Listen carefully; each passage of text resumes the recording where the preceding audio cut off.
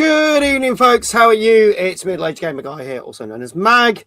Welcome to another Tuesday night gaming chat where we talk about all the latest gaming news and reviews from the last 7 days or so. How is everyone? Let's see who's here nice, bright and early. And I'm just going to refresh that so I can see that. First person here was Gozzo, who was here nice and early. Good evening, Gozzo. Hope you are well. Gilfly, good evening.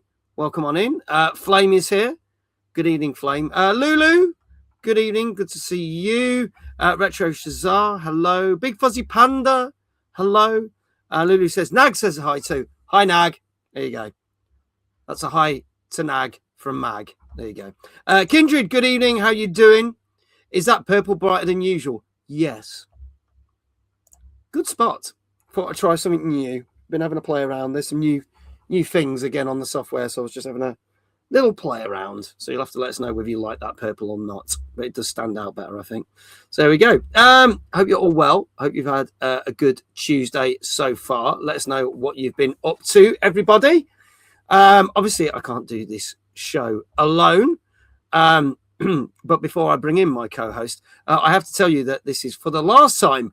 We are sponsored by Foundation Galactic Empire! Galactic if you are in the Twitch chat. Sorry, YouTubers, it doesn't work for you, I'm afraid. But we are basically got a challenge on the new mobile game that you can play on mobile or PC by clicking that link. Even by installing the game, you'll be helping us support this channel.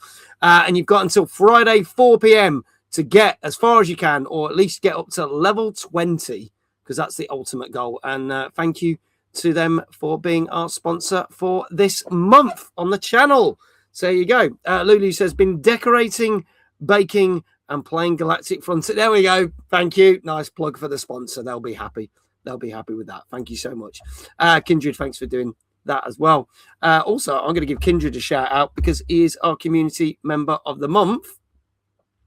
And he gets a shout out literally on every stream. And of course, again, this doesn't want to work. So there we go. We're going to do it manually. So there we go. Stream Deck is so far behind. I don't know. I think it needs updating, but there you go. There you go. Thank you very much, Kindred, for being our community member of the month. And your prize will be with you by next week that you won. So, obviously, as I say, got a jam-packed show live on Twitch and YouTube right now. And can't do this alone. So I need to bring in the man, the myth, the legend, the one and only, Mr. David Jones. Good evening, mate. How you doing? I'm all right. How are you? Not too bad, thank you. Hope everyone in chat's doing all right. All doing good. Kindred has just literally subbed and said, awesome. Exclamation Dave, and it's gone, Dave. Lovely. Thank you very much, Kindred. So, yeah. What you been up to? What you been playing? I've been fairly busy with work, but I did manage to play a few things like in between. So, Season 2 of Battlefield 6 did start last week. Nice. So I finally managed to get a bit of time on that over the weekend, and the new map seems pretty good. Haven't paid much attention to like some of the other stuff that's there, but just been playing this new map, which seems good. Pretty big, lots of chance to get lots of vehicles, helicopters on the go, lots of chances for just a general chaos and destruction that goes on in Battlefield. So enjoying that, but still need to play it quite a bit more to actually learn the maps. There's quite a lot to it. Yeah. Then I tried a couple of the demos that popped up as well. There was one for that Darwin's Paradox, that side scroller with the octopus. I tried that, but that didn't really grab me as much as I thought it was gonna. It looked quite fun on the trailer, but yeah, I found it a little bit annoying. Just a lot more trial and error than some other side scrollers I've tried the demos on recently. I preferred the demos for Replaced and for Planet Lana 2. And then I also tried a demo for Battlestar Galactica Scattered Hope, which I think is going to be similar to the Star Trek game we're talking about later. We're going to talk about later. Structure. But again, seems okay. It's a roguelike, so you don't really get much of a feel about how roguelike it's going to be in the demo. You can't just play through a few battles to try out a bit of the fleet management.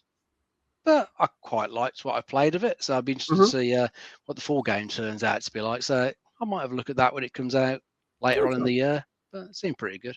Fan of Battlestar Galactica, so it's definitely up my alley because of that. In the boxes, nice. Okay. Yeah. Okay. Ash, welcome on in on YouTube, saying what games you guys play. Well, we literally play everything that's new and out. I finished Reanimal over the weekend. absolutely loved it. I mean, it got an 8.5 on this show last week, and I can see why. I'm not going to give any spoilers to anybody. You need to play it. Anyone who did the stream that I did last week on the Thursday, it gets even weirder, even more fucked up. But it is the game that Little Nightmares 3 should have been. Oh, definitely. This is all over that one.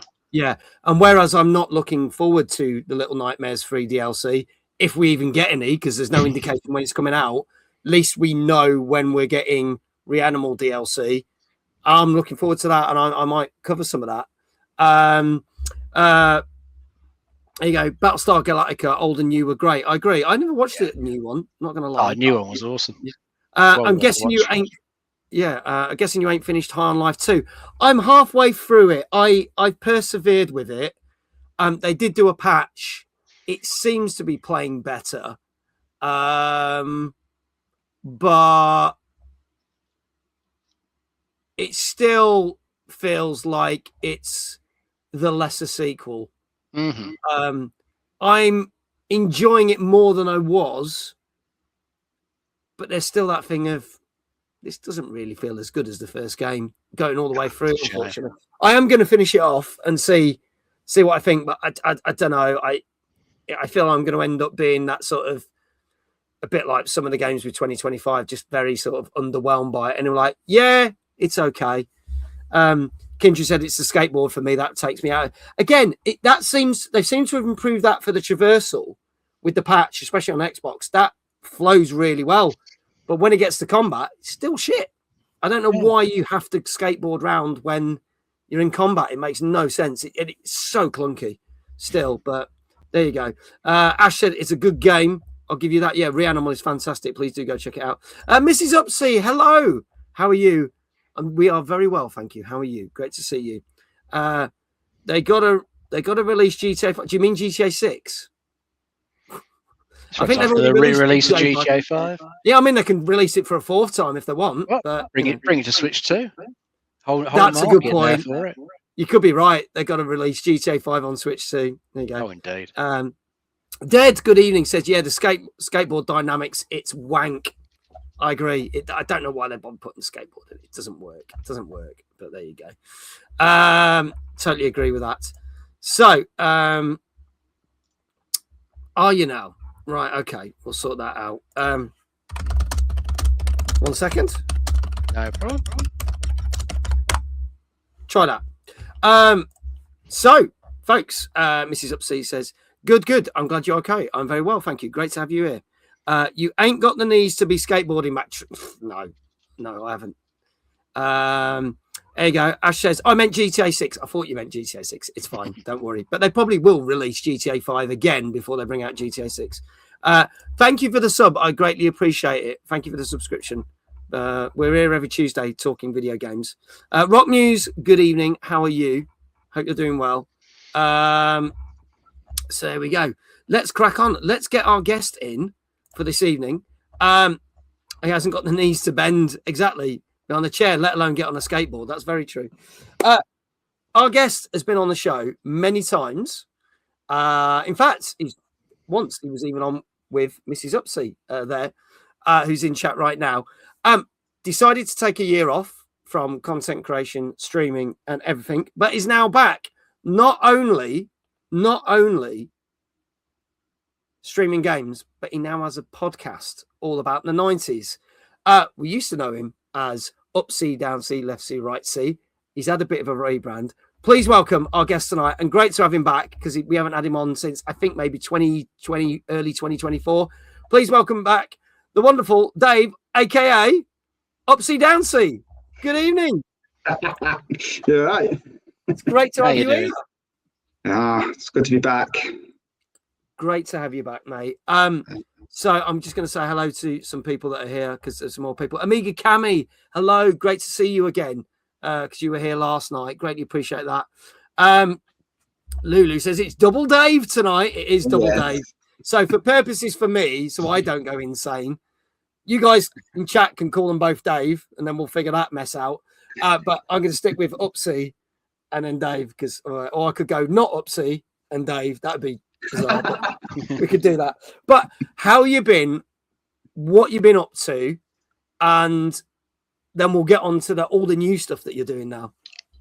What have I been up to? Not a lot, really. Having a year off. Have a year off, basically it's just adult life. At the end of the day, it gets in the way. Yeah. Sometimes you have to take a step back before you can step forward again. So that was my idea and plan back around it. Decided to come back. I got pushed back as well by some people like, come on, let's get you back on it. So I was like, yeah, go on and give it a go. He's the one with no hair and glasses. Doesn't help Mrs. Upsy. It makes it more complicated. Yeah. Oh dear. But yeah, no, we took a time off and started to come back gradually now. One stream a week if I can, just to get us going. Nice. And yeah, just podcasting was my thing now we're going forward with, along with still doing my Instagram, but I'm enjoying the podcasting, so that's cool. So obviously I did show the Twitch channel. If we've got any mods in, if the mods could very kindly drop the links, because we're going to be sharing UpC's Twitch channel and the podcast and his Insta. So that will appear in a bit, because I know some mods have now appeared. That's cool. But talk us through your Twitch stream. Are you still doing more the retro style of content with that? Yeah. So what can we expect from you? Well, recently I've done Tekken 3. I did a playthrough of that. Played a bit of Epic Mickey recently as well. Yeah, anything I can make a giggle and a joke out of is perfect. I mean, my next one I'm doing is Worms, so you can't beat a bit of Worms. Nice. Love it. Love a bit of Worms. Yeah, I just love the retro stuff. I mean, the name come from the Sega Mega Drive. That's why I'm known as UpCDwnC, because it's cheat code. I was a walking, talking cheat code, so I went with that. But that's what streams are coming through like that. Retro. Nice. Stick with what I know. No, I don't. And obviously you've got the podcast, which is all about the 90s, isn't it? It is. I mean, myself and one other Instagrammer I do it with, which is UpCDwnLC. We both, I know. That's right. Okay. This is getting more complicated. I know. So basically, me and Daryl is how we go for our real names by that, so people know us by Dave and Daryl. We talk about things from the 90s, whether it be in past experiences for ourselves or just generic talking 90s. I mean, our latest episode came out yesterday, which was talking about 90s crushes. Yeah. So who you had a crush on in the 90s and whatnot. It kind of really turned into we were proper perverts. Just literally it's crazy. But yeah, no. It's just good. It's good fun. We enjoy it's just basically hanging out and enjoying it. So There you go. Yes, Mrs. Upsy agrees. Proper perverts, apparently. We will get you the links shortly. We'll drop all your links in. So people can give you a follow on the podcast, and then if you're not following, that's cool. In fact, I can actually, I'll tell you what I can do with the magic of technology. I will drop your Twitch link in now, because I can do that, and then I'll give you a special shout out and pin that to the top there. There we go. Should do. Where are you? There you are. If I do that, there you go. Last played. There you go. iQuail. There you go. Look at that, like magic. I'll give you a shout out. But iQuail's just dropped in there and pinned it to the top of the chat, which is fantastic. So if you need to reference it, there is the link for UpC's Twitch channel, the podcast on YouTube, and his Insta. Everything is there that you need, so you can click on that. There you go. I don't know whether that Insta link has correctly worked. So I don't know. Might need to check that, iQuail, because that seems to have come out a bit wrong. Because there's I don't know what's happened there, but we'll see. We'll see. In fact, let me click it and I'll test it. No, it does work. It does work. It's just come out weirdly on the Twitch chat, but it does work. So there you go. So by all means, do click that. It works. That's all you need to know. Thank you, iQuail. Greatly appreciate it. So what other things you talk about on the podcast, or what are you going to be talking about, and how frequent is it if people want to? Well, we try to aim for an episode roughly every 2 to 3 weeks. All depends on work schedules. With Daryl's job, he's an electrician, so it can sometimes be an emergency call out, which kind of puts us back a couple of days or whatnot. But this season coming up, we're on our second season now. We've got We have a quiz on episode 5. We're on episode 2. So you've got a quiz coming up on the 90s. We always do that. We've got Pokemon's our next one we're doing, talking about back in the day, red and blue, which side were you on and all that kind of jazz. We've got a PlayStation 1 episode coming up this season as well. Last season we did a Mega Drive episode, which was really cool. We enjoyed that. That was like our longest one. But yeah, it was our most popular one as well, to be fair. But we've got all random ones. I mean, our last episode of the season we're doing is we're looking back at 1996, the Guinness Book of World Records, and we're going to pick a few records out and see if those records are still standing today. Wow. Okay. So it's going to be a bit of a mad one to see. That's 30 years ago. How bad's that? Oh, God, yeah. How is that 30 years ago? But it does make me wonder, though, how many of them probably might not have been beaten, but some probably have. I wonder. Who knows? We'll find out. So tune in. The links are there again. Thank you, iQual. He's short on the Insta. Mrs. Upsy says, "Now I feel old." Yes. Yeah. Right, yeah. You and me both, Mrs. Upsy. In fact, I would say you're as young as the man you squeeze, but I'm older than us, so don't worry about that. Lorraine, hello, over on YouTube. Welcome on in. Great to see you as always. Great to see you. There you go. But shall we crack on with tonight's show? Yeah, let's go for it. So I'm going to say this now. Not the most exciting week for game releases. Me and Dave, well, I kind of had a list of 14 games and Dave's whittled it down to about 8. But still not the most interesting things, but we'll tell you what we got. But we have got some very interesting news stories to talk about. So this is our 254th show. We are going to be talking about games like Star Trek Voyager Across the Unknown, Gear Club Unlimited 3, and Styx Blades of Greed, which is probably the biggest game this week. Plus, we're going to discuss the big shake up at Xbox. And we always end with a gaming chart. And this week, we thought it was topical because of the whole shake up at Xbox. We will look at the Xbox top 10 retail chart this week. So there you go. Brian, good evening. He says, are we going to be talking about Under the Island? You'll have to wait and see, won't you? But it's great to have you here. He said, Ash said, I'm in middle school and I feel old because my brother doesn't know who Technoblade is. Flipping heck. Okay. So my old show producer used to be the biggest fan of Technoblade. And for a Christmas present, I bought her one of Technoblade after he passed, one of Technoblade's hoodies. Bless. So yeah, it's just now best quit while we're ahead. Oh God, there we go. Thank you. Right, okay, let's get the chat on so people can see the chat as well. There, I realised I never turned that on last week during the show. So, but there you go. Let's crack on with our first game. This came out Tuesday last week. Phantom, good evening, by the way. I saw you pop in there, and he says Technoblade never dies. Very true. Very true. This came out last Tuesday on PS5, PC, Xbox Series X and S. And this is called Norse Oath of Blood. Let's have a look at the trailer of this and then we'll have a little chat about the game.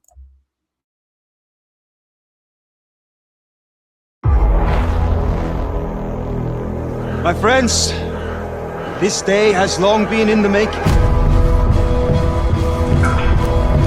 My people, the time for waiting is over. Will you stand with the ferocity of wolves?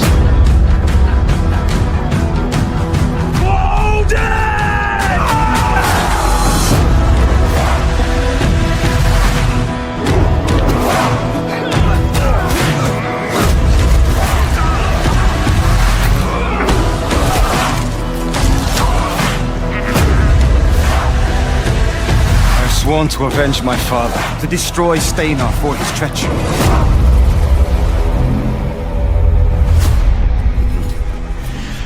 I shall crack your skull and use your brains to grease my sword!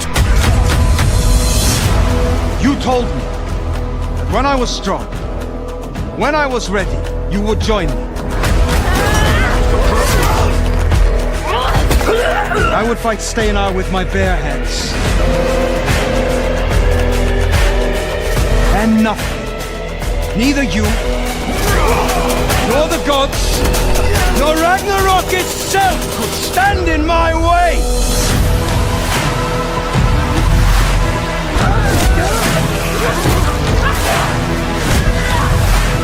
We will see who is still standing at this day's end!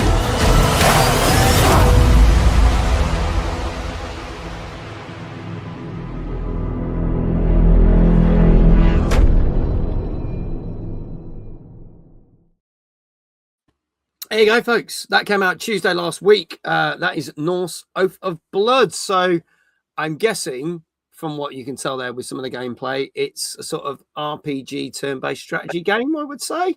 Dave, are we correct on that? Yeah, with some settlement building elements as well. Okay. Yeah, because the character you're playing, Gunnar, his father's been killed, and you've had to sort of scatter, and you've got to try and rebuild your settlement, rebuild your army, and try and avenge your father's death. From what I've seen of it, it looks all right. I think it's got a mixture of like a sort of exploration of the sort of wilderness around your settlement, where you can like gather resources and stuff like that. You know, and then it's got building for the settlement to keep improving it, make it bigger. And then it's got the turn-based combat where you're going to battle against your enemies, and that side of it looks all right, but it is like a turn-based game. I think some of that trailer perhaps make it look a bit more exciting than it perhaps is, because it perhaps an impression of a real-time like action combat game initially, but now it's turn-based. But that still looks quite cool, because I've played plenty of decent turn-based games. So yeah, it looks like it's actually got some decent production values, because the quality, like the animation and the and stuff that you see in the cutscenes, looks pretty good actually. Quite impressive. Not something I'd heard of. So you perhaps think turn-based game wouldn't have much of a budget for stuff like that, but but it looks cutscene wise, it does look pretty decent actually. So, sounds like it's just your fairly standard revenge tale, but if done well, it looks like it's still got good. Yeah, it looks like it's got a good story behind it. So I'll be honest, the story intrigues me more than the gameplay. Not going to lie. The gameplay looks a little bit clunky, to be fair, from the actual what they're shown. Looks a bit, the way they were moving looked a bit clunky, but no, I think that's the thing. What do you like your turn-based strategy games, UpC? Do you like the look of this? Well, yeah, I mean, nothing beats to me when it comes to turn-based is Pokemon. I love a good bit of Pokemon, so that's turn-based. You know what I mean? I enjoy that. So if it's anything like that, I'm game. Pokemon with Vikings. Can you imagine when a little? Why not? Yeah, we had Power World. We might as well have Vikings now. Well, yeah, might as well. Yeah, that's true. Before we get into the scores of the game, let's see who else is popped in. Sticky Knievel. Good evening, people. Hello, Sticky Knievel. Lovely to have you here. Great to see you. Danker has arrived and said, for the first time ever, I missed the trailer. So he's going to have to guess the score without seeing the trailer, which is always a bit tricky. But for those who've not seen the show before, we technically don't review the games. We scour the internet for all the different scores that I can get, and then I crush that into an average score. You may agree with it, you may not, but if you do guess it right, and that's why people are putting scores in the chat right now, we will give you a shout out for your channel. You can have halves and whole numbers, and you can go from 0 to 10. So have a guess or what the score is for this game. Let's see what people are saying right now. Now, for the fact that Danker did not see the trailer, we always say, if in doubt, go for a safe 7.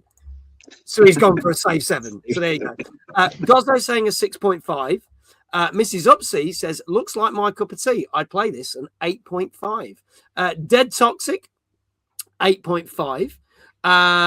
Now, Brian says, I got 5 out of the 8 right last week. A lot to live up to. Yes, you do, sir. Let's guess an 8. Okay. Flame saying an 8. Sticky Knievel, 7.5. Retro Jazar, 7. Rockmew, 7.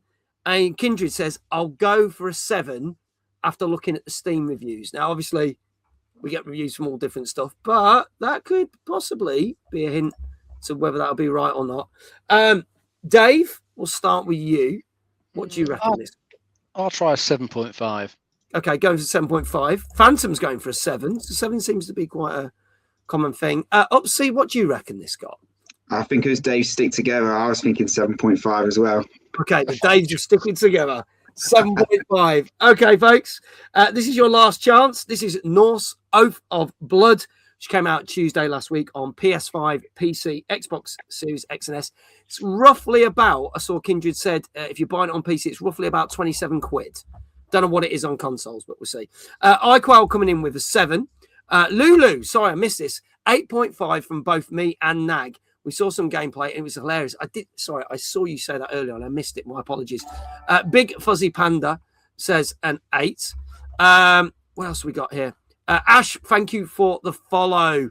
Greatly appreciate that. On YouTube, now following on Twitch. Appreciate that. Console not release till springtime. Oh, okay. Interesting. So that's interesting.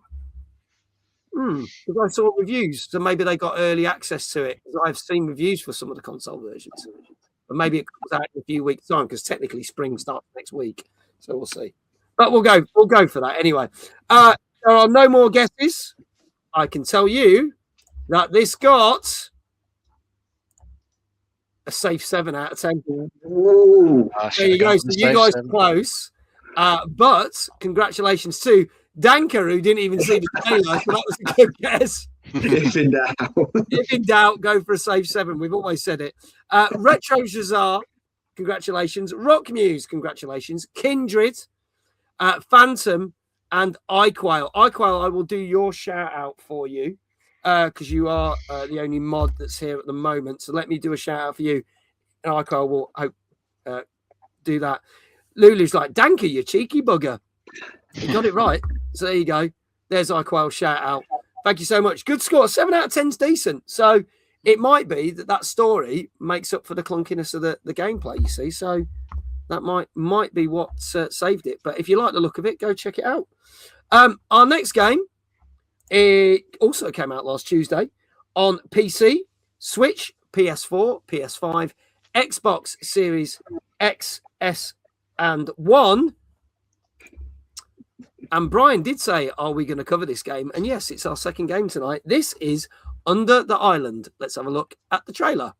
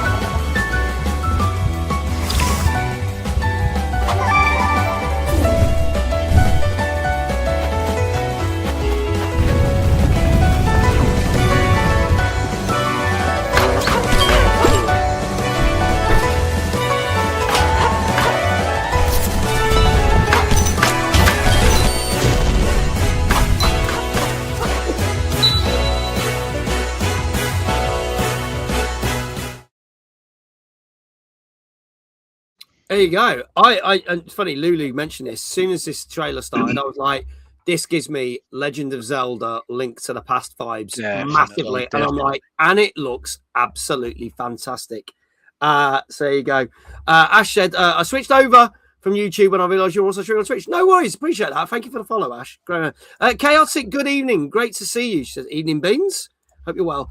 Kindred says, it is £14.24 on Steam, 16 quid on PlayStation, but if you've got PS Plus, you can get it for $13.59 and £14.22. What a weird price on Xbox. So technically, I can see it becoming one of them ones that will become free with the PS Plus eventually, though. Yeah, I could see that, and you could see it popping up on things. Danke said, I saw the title card on GOG whilst browsing, but didn't click though. But I will now. So obviously, I saw a bit of this. So Dave, tell us about this one because this looks pretty damn good. It does. It's one I wasn't aware of, but when I watched the trailer for it the other day, immediately like you, Legend of Zelda vibes from Link to the Past on the good old SNES. So yeah, it's definitely that sort of game.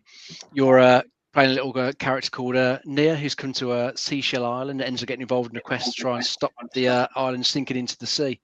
And it definitely gives you the Zelda vibes. You've got to go into all these dungeons to try and solve the mystery, fight all the bosses in there as well. Looks really really good. Quite impressed with how it looks. So yeah, something I wasn't aware of, but something I would definitely be interested in playing. Yeah, I would give this a go. Seriously, I love the look of this completely. There you go. You can get it on GOG for $14.19, so it's even cheaper than it was on. Yeah, well, you're going to save about 5 pence. But there you go. But 5 pence saved, in it. There you go. 5p. Yeah, 5p, exactly. Upsy, what do you reckon to this one? Because I bet this is right up your street, isn't it? Yeah, as soon as I saw it, I thought, wow, you know what? Because it actually fits in with the vibe of the retro style, the 8-bit, the 16-bit, that kind of stuff. You know, that's my kind of thing. Yeah. So yeah, it kind of gave me a bit of, like I say, Zelda. Then got Pokemon. It's got all that kind of all mixed in, and yeah, it looks good. Yeah. Little challenges as well. It looks really good. Yeah, I like it. Brian's saying what's great about it is that it doesn't waste time getting started. I was in the first dungeon in less than 15 minutes, straight to the point, which is the beauty of what like Link to the Past was. You remember you basically storm the castle and straight into the action. So that seems good. Let's see what people are scoring it. Again, folks, if you just joined us, we don't review the games, but we get an average score from all the gaming press. If you guess what the average score is, you will get a shout out in the chat. Danka saying 8.5. Gozzo saying 8.5 on this one. Brian was saying possibly my game of the year so far. Genuine surprise. Wow. If it's not a 9, I'll cry. Let's see what everyone else is saying. Scroll down. Nag gives this a 6, whereas I'll give this an 8. I love these types of games. Mrs. Upsy says, looks like a fun game. I'm going to give this a 7.5. Rock Muse, 8.5. Chaotic, 7. Dead, 7. Ash, 8.5. Flame, 8. Retro, 8. iQuail, 9. Kindred, 8.5.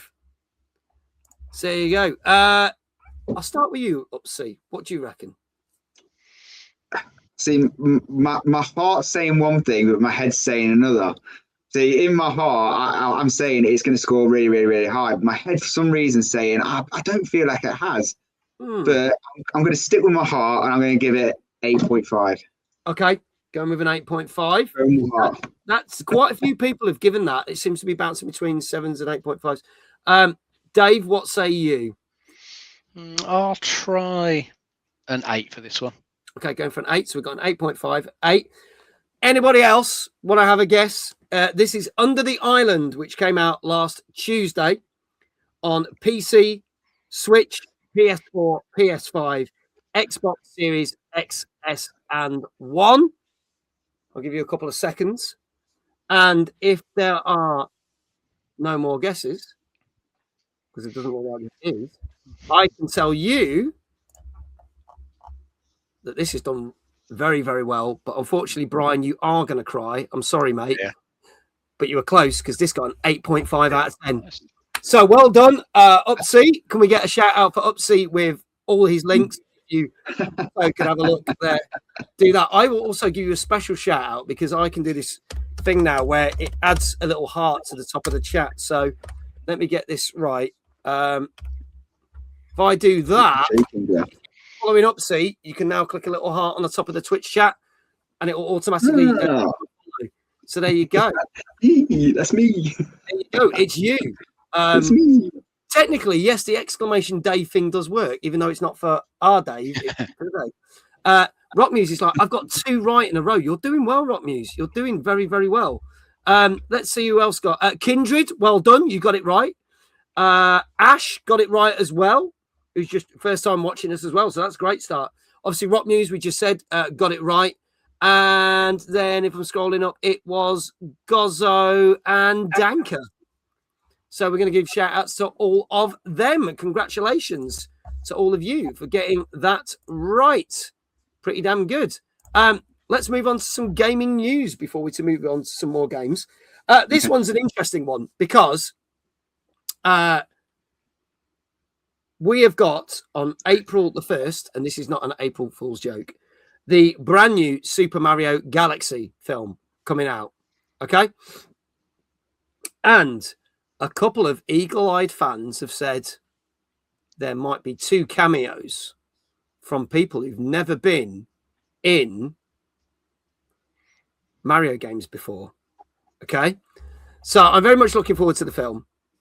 Take this with a pinch of salt because these people could be totally wrong. The first one is, who remembers that robot that no one ever used that came with the original Nintendo Entertainment System, Robbie the Robot? Yeah, remember that. That spun the little gyros. They only ever made 2 games for it, right? But it used to spin the robots. Well, they're saying that Robbie the Robot might be in the new film because there's been a new set which has got Toad and Princess Peach in it. And in a little box in the set, there's a Robbie the Robot. Now, it's quite common for when they put little characters in to the sets that they tend to appear in certain games or certain things. And we've not seen him since, well, the 80s. So people are saying, well, the fact that they've oddly put him in this castle set seems a bit out of place. So does that mean he's going to appear in the new film? And then the other one is, going back to depending what country you are in, Starwing or Star Fox, because they are saying that Fox McCloud possibly make an appearance. And the reason that might happen is for about 2 seconds into the trailer, and granted, he is in Smash Brothers, right? Hannah, good evening. Good to see you. But when they show a shot of Mario, and I think it's Princess Peach looking out at one of the planets, there is a guy with a green and white suit, and it looks very much like Fox McCloud. Now, you can't see his head, but you can see his arms and his legs, and they're like, well, seeing as they're traveling to different planets, would they do a tie-in of Star Fox, Starwing with Fox McCloud?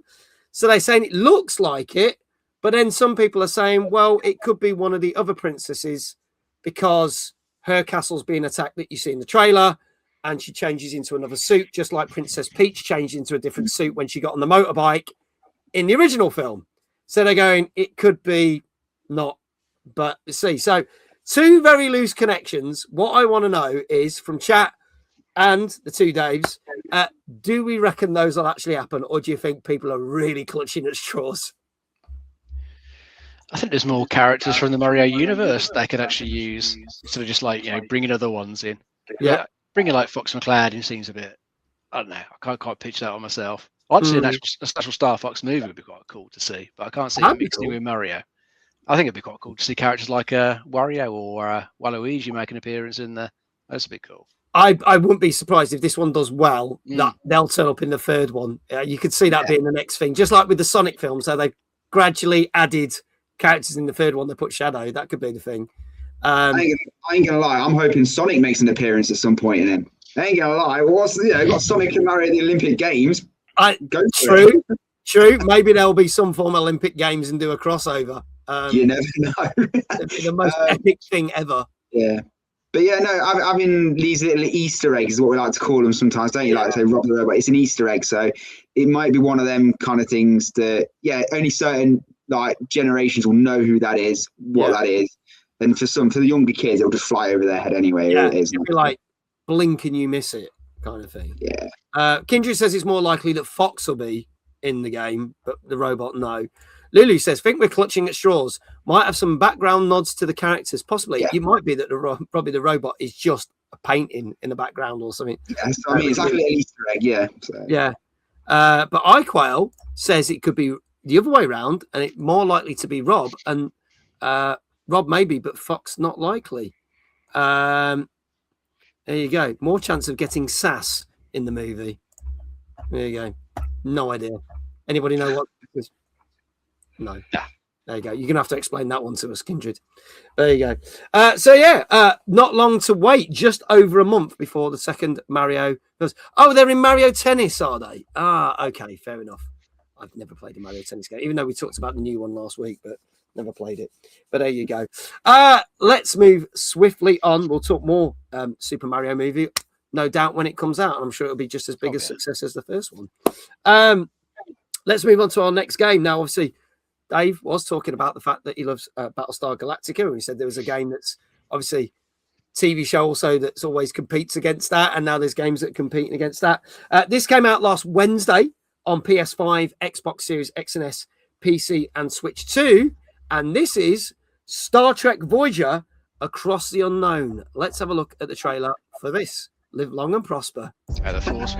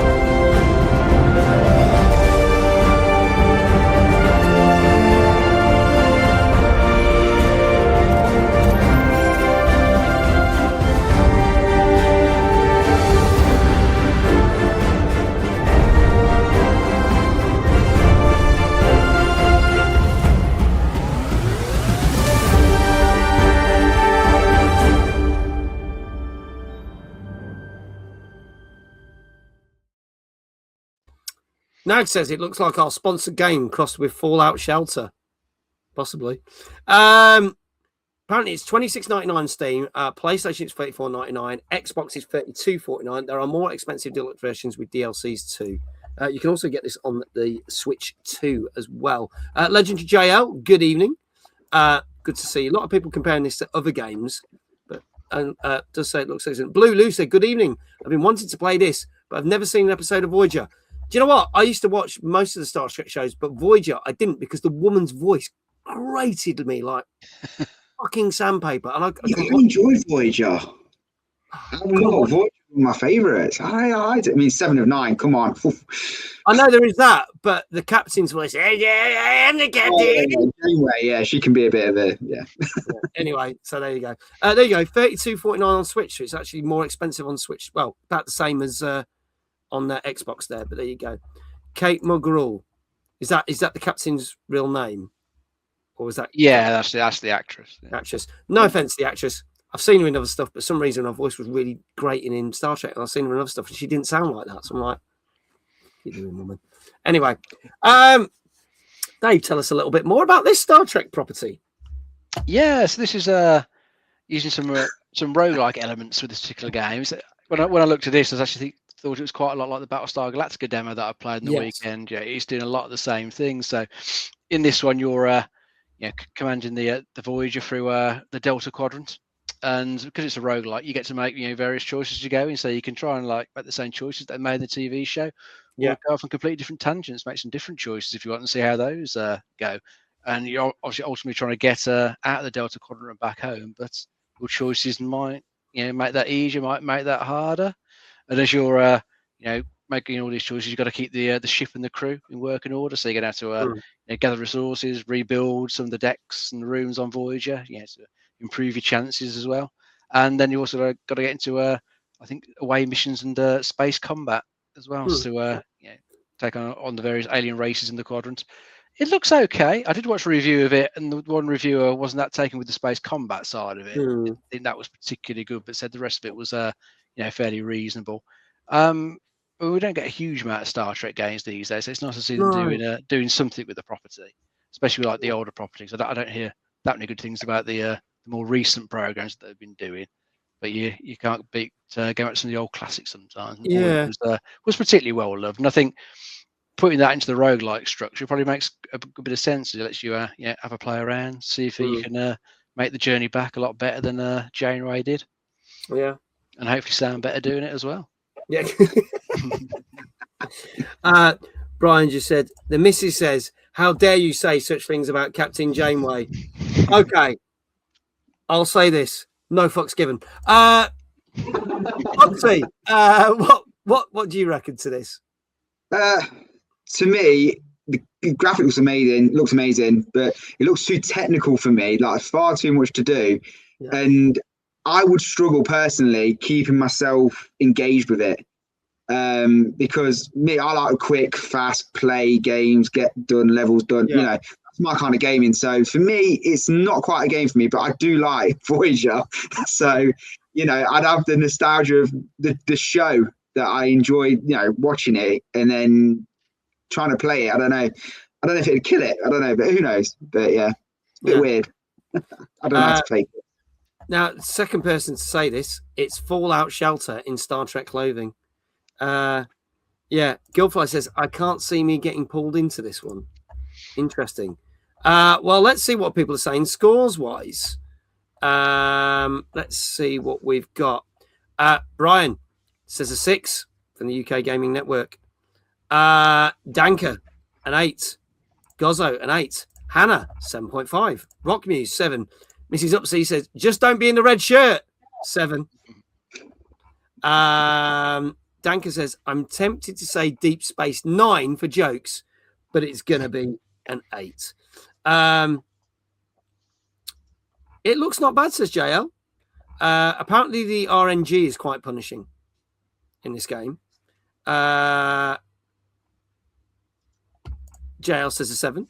Retro Shazar says 6.5. Icor says 6.5. Oh, the scores are getting lower. Phantom says a 6. Feels like a copy of another game.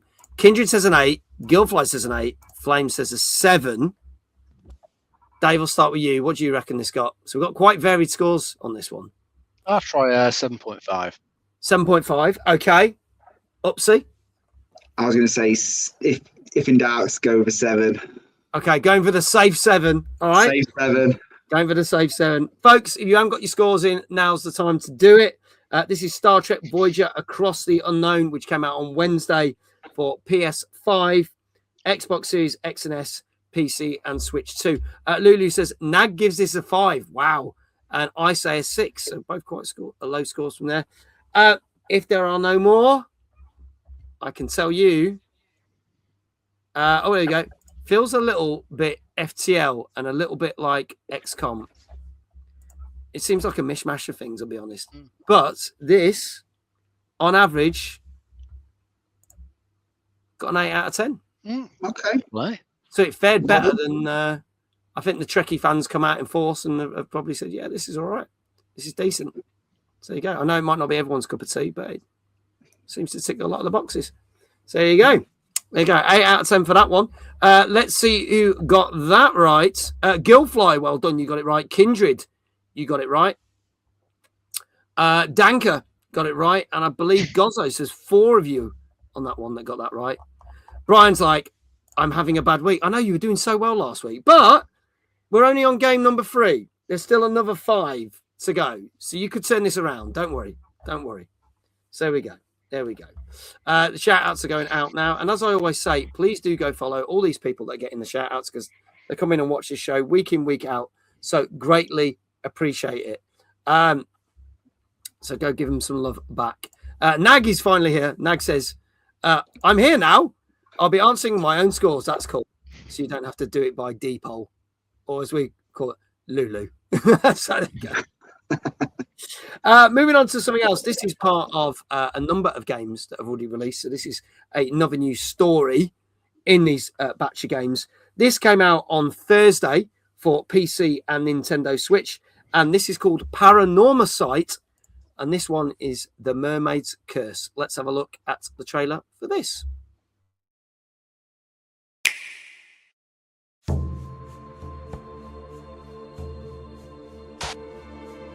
Whispers of mermaids lurk throughout the coasts of Japan, and the remote island of Kameshima, nestled in Ise Bay, is no exception. Rumors of mermaids exist, even here. On the island shores, drowned by the sound of ocean waves, a cursed tale now begins.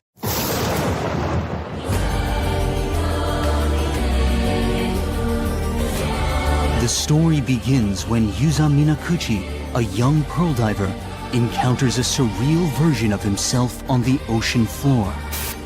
An unknown girl who's washed ashore. Strangers searching for the mermaid's treasure. And a mysterious housewife who's investigating a drowning. Paths cross and destinies collide as they're pulled into a shocking drama surrounding the mermaid's curse. What ancient truth lies hidden beyond the centuries? Paranomasight, the mermaid's curse. Please salvage the truth from the depths of the sea.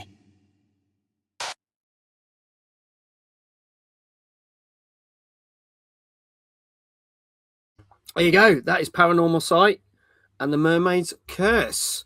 There you go. Ryan says, looks like the complete opposite of a game for me. Some people not liking the look of this one, but some people going, okay, I can see where it's going. Dave, tell us a little bit more about this one. Yeah, this is a visual novel game. I think this is the second in the series. Can't say I was familiar with the first one, but that one was called The Seven Mysteries of Honjo. So I think this is a standalone sequel, though, so it doesn't matter if you played that first one or not. Yeah. I'm probably from, guessing from the comments in the chat, probably no one in the chat played No one in the chat seems to want to play it, no. So. And probably no one want to play this one either. But yeah, it's a visual novel set on a Japanese island, and you're trying to solve the mystery of some curses that are linked to mermaid sightings. So it's not for everyone. Doesn't really interest me. So not something I'm going to rush out to play. But yeah, graphic-wise, looks okay. A reasonable cartoon style to it. Might be an interesting game, but I can't say it's remotely on my radar. There you go. Oh, Danka would play this, so we got one person in the chat. So at least there's one person. UpC, your thoughts on this? I think Danka's on his own, honestly. I will not be rushing to be going out and queuing up for that. Nah, just pants. I don't know. I mean, at first, I ain't gonna lie. I thought he said Squid Games. I was like, oh, here we go. And then no, it's just no. Fair enough.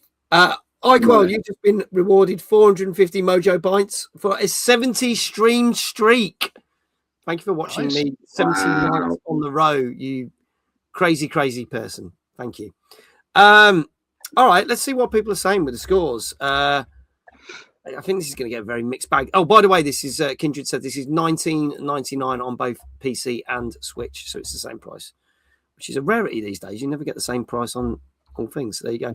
Let's have a look. Nag says definitely 4 from me. Wow. Danka says Square Enix bias probably shining through, but an 8.5 from him. Rockmuse says a 6.5. Now. Second person to say this in the chat, but the reviews are good. Reckon it's 8.5. JL says a 6.5. Mrs. UpC says a 6. 8.5 going by positive reviews from players. Yes, but you got to remember, we don't take player reviews into account. We only take critic reviews. So is that going to scupper you or not? Gozzo saying an 8.5. Lulu saying 6.5. Flame saying 6. Retro Jazar saying 5. On a streak, I'm going to try and be the first to 1 million points. Go for it. Hannah, 5 out of 10. Phantom, 7 out of 10. Apparently, it's cheaper on a site called Green Man Gaming, which I've never heard. Yes, no, shit. Yes, no, shit. Anonymous Gifter just gifted a sub to Not Another Gamer Guy, also known as Nag. So you've just been gifted a sub, Nag. So you get 30 days no ad viewing. So whoever that was that did that sub, thank you. I can't shout you out because I don't know who you are, but thank you so much. Greatly appreciate it. There you go. UpC, what score are you going with? again, head and heart situation here. My heart's saying it should score absolutely diabolically the lowest score you've ever probably given on this entire series. Yeah. But my head's saying it's going to get a stupid 8, isn't it? Okay. All right. A stupid 8 we're going for. Dave, what say you? I'll try an 8.5. We'll see if the positive reviews that got mentioned are correct. All right. Well, we'll see if that's going to work for you or whether it's going to scupper you. Last chance, chat. Get your scores in. This is Paranomasight, the Mermaid's Curse, which came out on Thursday on PC and Switch. And I can tell you that the critics agreed with the users because this got an 8.5 out of 10 on average. So well done. Dave gets his first one right tonight. iQual said a 6, just going in there. There you go. The developers must have paid a proper backhand sum here to get some good reviews, I tell you. Unbelievable. We cannot confirm or deny that happened. But it's probably likely. But we'll see. I don't know. If they've done other games in that series and they're very much loved, then I guess maybe. But not my cup of tea, I can tell you that. It looks so shite to me personally. Probably to most of the chat as well, Kindred. I'm going to say that. But let's see. A couple of people got it right. Gozzo got it right. Kindred got it right. Brian got it right. So, Brian, you're off the score, mate. You're on. It was 8.5, iQuail. 8.5 for this one. And Danker did say he's a big Square Enix fan. So his bias shine through. So, yeah, you guys got it. But yes, Brian, you are off to a start there. Now, for those who don't know, you can also do exclamation Dave like Kindred has in the chat. Dave does not stream. Therefore, we have to do a shout out in a different way. Dave, how would you like your first shout out? Let's do some spinning on the chair. That's what Okay, to start with. One day this chair's just going to break. You can just imagine. It was 8.5, Rock News. 8.5. Crack those knees, says Kindred. Not yet. If he gets another one right, probably. Yep, that'll be the next one.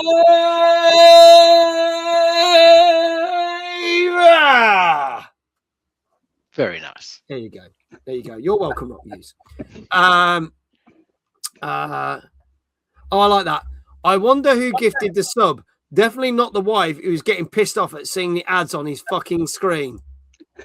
So I guess we'll never know who gifted that sub there.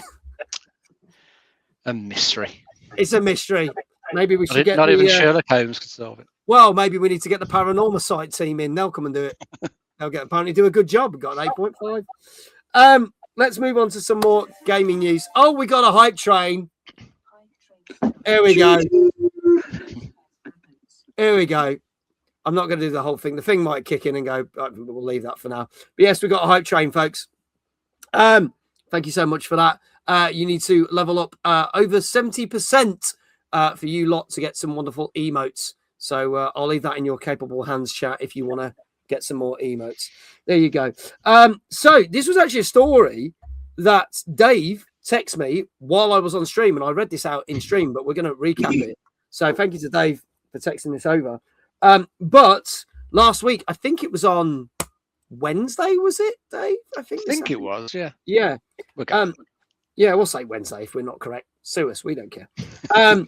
PlayStation has shut down Bluepoint Games. They've shut down the studio Bluepoint Games. Over 70 employees that work there will be losing their jobs. I believe in the next month or so, they've still got, I think it's March into April time that they will be officially let go. And it's a shame because they are known for giving us great packages and sort of remastered games and doing stuff like the Uncharted box set, the Metal Gear Solid volume sets, the God of War sets and stuff like that.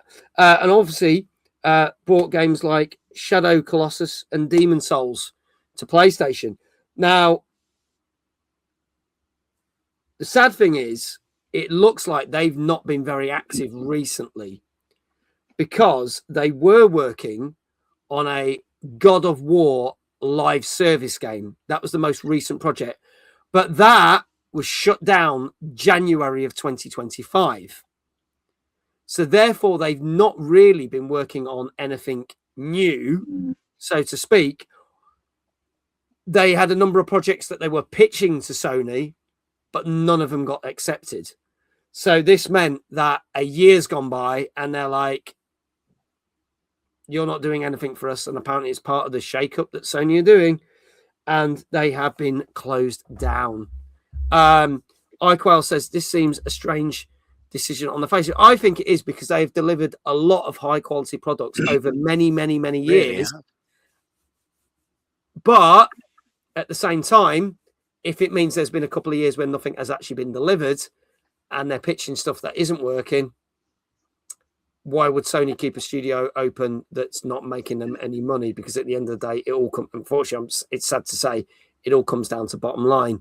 I'd like to hear chat's thoughts on this, but I'll also ask Dave and UpC their thoughts on this as well, because it's, again, another gaming casualty that we've had in the last, few weeks. Yeah, another one that just seems linked back to Jim Ryan's era, where he was trying to get all these live service games off the ground. I think at one time Sony had like 12 that they were planning. Yeah, which was 12 too many, quite honestly. Yes, and I think vast majority of them have still been cancelled. I think just the odd one still seems to be hanging in there. We had the announcement, was it a week or two ago, for one set in the Horizon universe, Horizon Hunters Gathering, which I thought looked shit. Another one that dies on its arse and it comes out. But I was gutted when I saw that Bluepoint had been closed down, because as you say, they've made some really good stuff. You know, they're just an Uncharted collection that they did. But that's the main ones last couple of years. The remake of Shadow of the Colossus, which was really, really good. Yeah. Remake. And Demon Souls as well, which is a PS5 launch title. And that is still like one of the only ones that's exclusive to the PS5. Yeah, you can only play it on there. And it was a really good remake. Absolutely loved playing that. But then Sony brought them after that, so they became part of PlayStation Studios, and then just wasted probably 4 or 5 years of their time, and that God of War live service just went nowhere. And just no one of the live services that got cancelled after they were planning. You know, they couldn't get a Spider-Man 1 going. Another studio couldn't get Spider-Man 1 going. Couldn't get The Last of Us, that got going. Yeah. Lots of the stuff you would have thought would have worked, possibly, because it's got like big names behind it. Just didn't go anywhere. So the studio's had all this time wasted. Hasn't been able to get anything else off the ground, because they probably got picked for closure, because it would be like years before they would be making any money if they were. Yeah. You start making something, you'd be 4 or 5 years before they had something out. So Sony are looking like other studios have got stuff nearly coming out. Insomniac's got Wolverine coming out this year. Bungie's got Marathon coming out. How well that will fare for Bungie, who knows?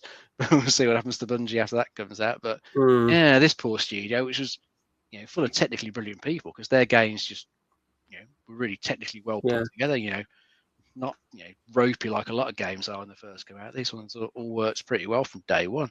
Yeah, so it's a shame to see them get rid of them. I mean, it's only a 70-person studio. Yeah, I think they've got like another studio working on another live service we haven't heard anything of for years. I think Haven Studio working on, I forget the live service name now. Oh, Fair Games. We haven't heard anything of that for a long time. God, we ever saw that was a CG trailer. I'm surprised that didn't get closed down ahead of this one. So surely that one's got more staff, but who knows? But Bluepoint were a really good team. Such a shame they got rid of them. They could have put into work on something good, like Bloodborne remake. Well, everyone keeps asking for. I was going to bring this up. I'm going to bring this up because Brian said this. If only they had been put on work on the Bloodborne remake instead of live service, they probably would have existed. Blue Lou says it's strange because they never released anything while actually owned by Sony. Their releases were when they were independent, working on Sony IP. I know, so they get bought up and then they basically get shit out. Basically, happens too many times. Seen EA do it, seen Microsoft do it to good studios. I remember one live when you used to spawn into a game within an instant. So, not another game says, I have to ask, but do you have a specific trilogy remaster trailer coming up? No. Which one are you talking about? If you're talking about the God of War, we already talked about that last week. If that's what you're on about, that's old news as far as we're concerned. That happened like 2 weeks ago. If that's the one, if it's something else, let us know in the chat. UpC, what your thoughts on this? Because it's quite sad, really, isn't it? I'm a true believer in things happen for a reason. Yeah. So who knows? Maybe the guys of this studio could probably, you never know, a new studio might appear and something new might come on the horizon that just not being tied to Sony. So, unfortunately, they held the monopoly on that, and they've called it there. Maybe they thought we've got to get rid before anything drastically loses on money. Business is business. Yeah. But who knows? I mean, good luck to them. Hopefully, they find something bigger and better. And we may be talking about it in a year's time. There might be this brand new live streaming service like epically bloody brilliant, and then I don't know. It's not nice when people lose jobs and that lot in any kind of way and format, Yeah. So. No, I totally agree. It just seems we seem to be talking about this every week now. I keep saying this every time. Totally. It's just ongoing, and I still think it's the aftermath of COVID. Everyone went in big, bought up loads of studios, did that, and then they haven't got a flipping clue what to do with them, and then going, oh shit, lay everyone off because we're losing millions. Maybe make some decent fucking games, then you won't have to lay off all these companies. Yep. Just saying, don't do stupid decisions like we're going to talk about a little bit later on. Kindred says, I was looking to get a MetaQuest, but seems Meta are closing down a lot of their VR studios. Jesus Christ. There was about 3 of them they closed down, and they were ones that had made really, really good VR games, some of the best ones. And they fucking canned them off. No one's safe. Easy to write stuff off these days as tax write-offs, correct. And yet people allow Bungie to make Marathon. Well, we ain't going to pass judgment on that yet because it comes out next week, so we'll probably talk about it on the show in about 2 weeks' time.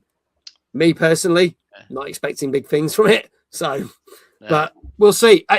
It might completely blow everyone out of the water, and if it does, fair play to them. It has got a server slam this weekend that you can log on to try it out, see what you think ahead of its launch. Yeah. But so we'll have to see. But there's a lot riding on that, and that could be there. You go, server slam this weekend. That could be the death of another studio because if that does not go well, Sony are going to chop the head off Bungie. Oh, yeah, they pay for them. Don't seem worth that money. It seems just like companies that get bought by bigger companies just then get disbanded. A lot of good companies have gone because of it. It's very true. Very sad. Mm-hmm. So there you go. Anyway, we will move along. Going from something a bit sad to something a little bit more happier is the fact that we did announce a couple of weeks ago that for its 5th year, Timeless is back. So at least that's something you can rejoice about. If you love all aspects of gaming, whether it be retro, PC, VR, cosplaying, modern games, then have we got the event for you on August the 12th. Check out this trailer right now. Here we go.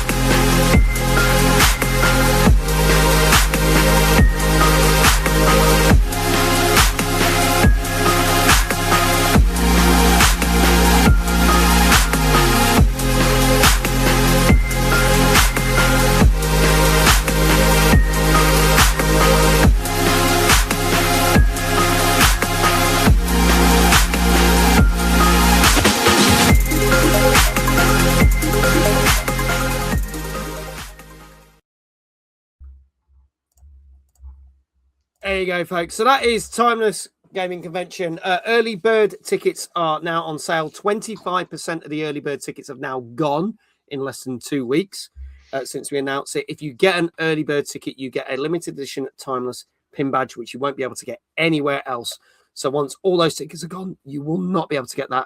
We have obviously announced that we are bringing Sam and Steve from Go 8-Bit, the legendary gaming show that was on Dave for 3 seasons. The writers and the panel stars, they are going to be on there.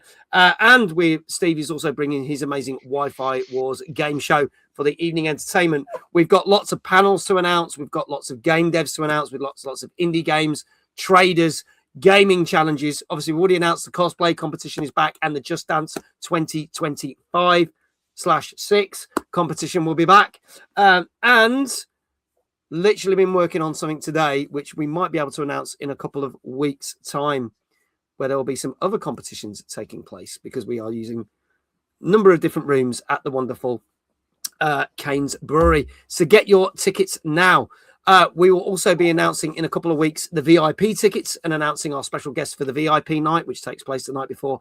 And the evening only tickets will be going live. So stay tuned for more announcements. And if you want to get your tickets, !Timeless in the chat. Links are there. All the information's on there. It's all been updated. Thank you to Jesse for doing all that, who says, never heard of the event. There we go. Can we get a badge update count? If not tonight, there are 25% of the tickets have gone. So there you go. So if you want to get them, they will only be available for a few weeks though. So if not all the 100% go, and then we start the main sale, that's it. The badges have gone. So I'd say if you want the badges, get them now because there's not long left before we go for the main sale of all the rest of the tickets. So there you go. iQual just said, I was thinking about Timeless the other day. With all the other failed events giving the industry a bad name, is it worth pushing the 5 years of proven success thing to help give people a bit of reassurance? Depends how DreamHack goes at the end of March. That's all I'll say on that. Because that might be the fucking strategy we have to use if it goes to shit. I know what you're thinking of. Timeless. There you go. All the information is there. Let's move on to our next game. The third in a series of racing games. This came out on Thursday on PS5, Switch 2, PC, and Xbox Series X and S. And this is Gear Club Unlimited 3.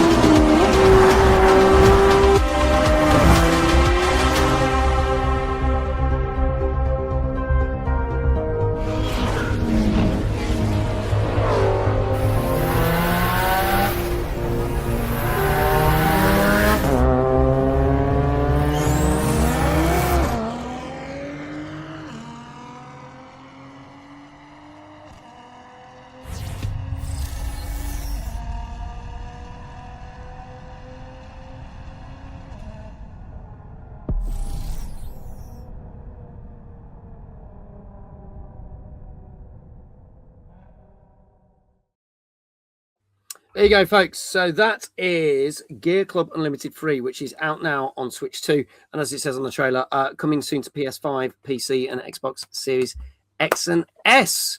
Currently 45 quid on the Switch 2.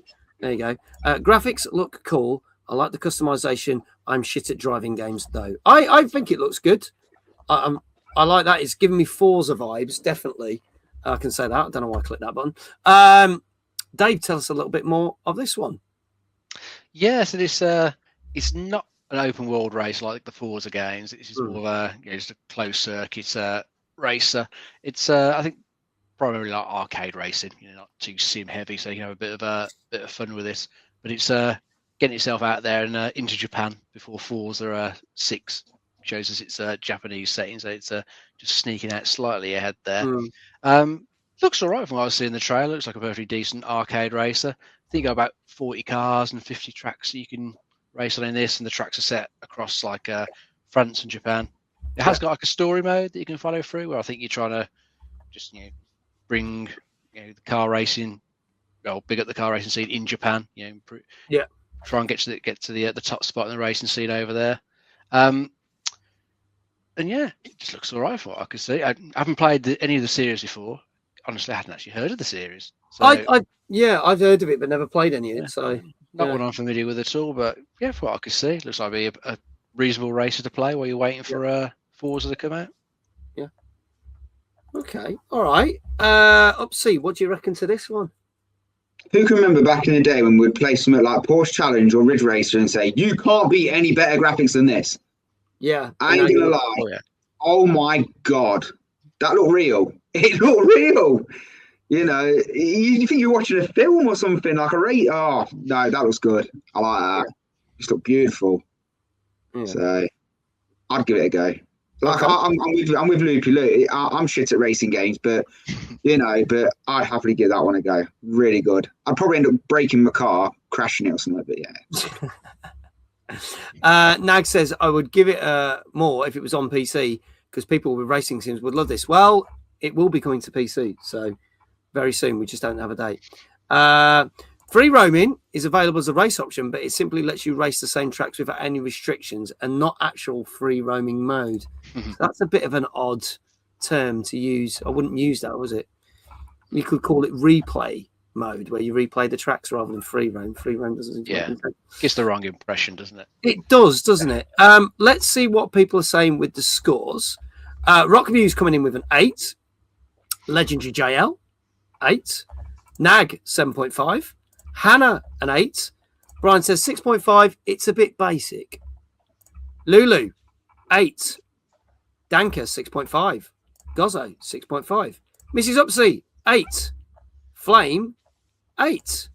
And iQuail 7. So chat, get your scores in if you haven't already. Retro Zazar 7. Dave, start with you on this one. I'll try a 7. Going for a 7. Okay. Kindred saying for the price, because it does seem a bit pricey. And issues, apparently. 6.5. Dave, other Dave. UpC, what do you reckon? I tell you now, it better not score lower than that stupid, shitty game we saw earlier on. It better not. I mean, no, it's going to end up in it. Okay, I'd love to see this. It's got to. I'm going to go for an 8. 8. Okay. Go for an 8. It's got to be. Going for an 8. Okay, folks, last chance. This is Gear Club Unlimited free, which is out last Thursday on Switch 2, but will be coming to PS5, PC, and Xbox Series X and S at a later date. And if there are no more scores in chat, I can tell you that this got 6.5. Oh, ouch. I demand a recount. Yeah. Critics weren't over the moon with it. 6.5 is still good. We'll remind everyone that it still means it's a good game, but it is only good. It is not great. So there you go. But yeah. And that what Hunting for Mermaids is great. Unbelievable. I know. Well, if you go by certain companies that say 7 means it's shit, so we don't go down that route. Mentioning no company names, you know who you are. Well done, Gozzo. You got it right. Well done, Danka. Kindred got that right as well. Well done. I don't think. Oh, and Brian as well. But I'm guessing Brian may have already reviewed it on UKGN, so he might have known. Not that that's cheating, because there could have been a load of people that have reviewed it, but there you go. It might have skewed the scores. But there you go. Yeah, 6.5 was the average on that. So if you like your races, go check it out. And if you're not so sure, maybe leave that one and wait until something else comes out. Let's move on to our next game. Right, looked at the name for this. I thought, oh, possibly a horror game. But he says, I haven't reviewed it yet. So it might happen. This next game, when I heard about the name of it, I was thinking, horror game. But again, this is giving a lot of retro vibes. This came out on Thursday on PC. This is called Demon Tides. Let's have a look at this one.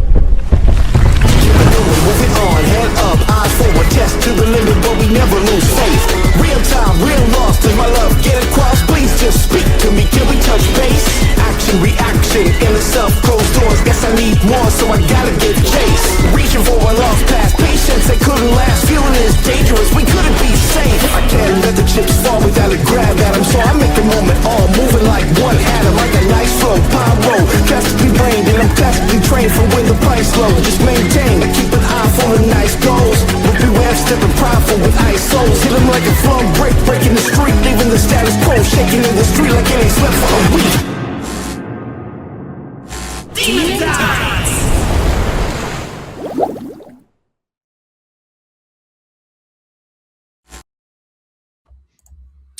Yeah. Not what I was expecting. A couple of people in the chat going, not what we were expecting either. Completely, used to think of Demon Tides, you think of something quite horrific, and it's like, oh no, it's a platform-based game that looks pretty decent. So quite surprised by this one. Dave, tell us a little bit more about this one. Yes, this one's an open world 3D platformer. So what I've read about it, it's meant to have a very good movement system to it. You're playing a character called Beebs. Who's been invited by her father to come to visit his kingdom, but I think she finds it in disarray and has to travel around it, trying to fix everything that's wrong with it. This is actually a sequel, but you don't actually have to have played the first game, from what I've read, to enjoy this. And looking at it on the trailer, it does look pretty decent sort of cartoony art style to it. As I said, the movement system is actually pretty good. I think it's supposed to be fairly sort of free form, so you can chain lots of moves together to traverse yourself around. But yeah, looks like it'll be a pretty decent one to play. Yeah. Okay. Mrs. UpC. Oh, I'll read that out in a minute because you put the score. But UpC, what do you reckon to this one? It's giving me vibes as well with like the new versions of Pokemon, like having the open world, how Pokemon have gone down that route now. It's good. It looks fast paced. That's the kind of gaming I like. I like fast pace. Keep it going. Keeps me actually thinking of what I'm doing next. It's that kind of good. I like that kind of stuff. So yeah, looks really good. Okay, I'm game. All right. Well, let's see what people are saying. Lulu says, looks like fun, very bright, very upbeat. Yeah, looks great. I played the hell out of this. Not going to lie, this is right on my street. Let's see where we started with the scores. Danker, been a bit of a pattern tonight. Going to go for an 8.5. Rockmuse says 7. Nag says 8. Gozzo says 8.5. This is UpC says, not for me, but I think it will get a 7.5. Chloe, good evening. How are you doing, Chloe? How are you, lovely? This is my kind of game, an 8. So Iqual said the first game was called Turf. Surely Surf would have been a better name than Tides. Turf. Yeah. So there you go. Is this the sequel to Demon Turf? That it is. It is. We've confirmed that in the chat. Retro Jazar saying a 7. Loopy Lulu says I'm going to give it an 8.5. Hannah 8. Brian 7. Get your scores in chat. UpC, what do you reckon? I'm feeling positive on this one. I'm going to go in at 8.5. Ooh, 8.5. Okay. I'm very positive with this one. Okay. Brian coming in with a 7. Flame a 7. Iquel 7.5. Kindred also says I'm going to try an 8.5. People are feeling confident about this one. Me and Nag are in a bit of a competition to see who gets the score right first. Here we go. Gilflight 7.5. Dave, what say you? I was thinking 8.5 as well. Join 8.5 as well. Okay, all right. Folks, this is your last chance. This is Demon Tides, which came out on PC last Thursday. And what was it? How much was it? I saw it earlier. Kindred put it. I've lost it now. I'll find it. 1 second. It's currently £21 on Steam, but you can get it for £16.79 until March the 5th. And there is a demo if you want to try it out as well. So that's always good. If it gets an 8.5, then it's the same score as Paranomasight, or as we call it, Paranomashite. Well, let's find out, shall we? What did it get? I can tell you that this game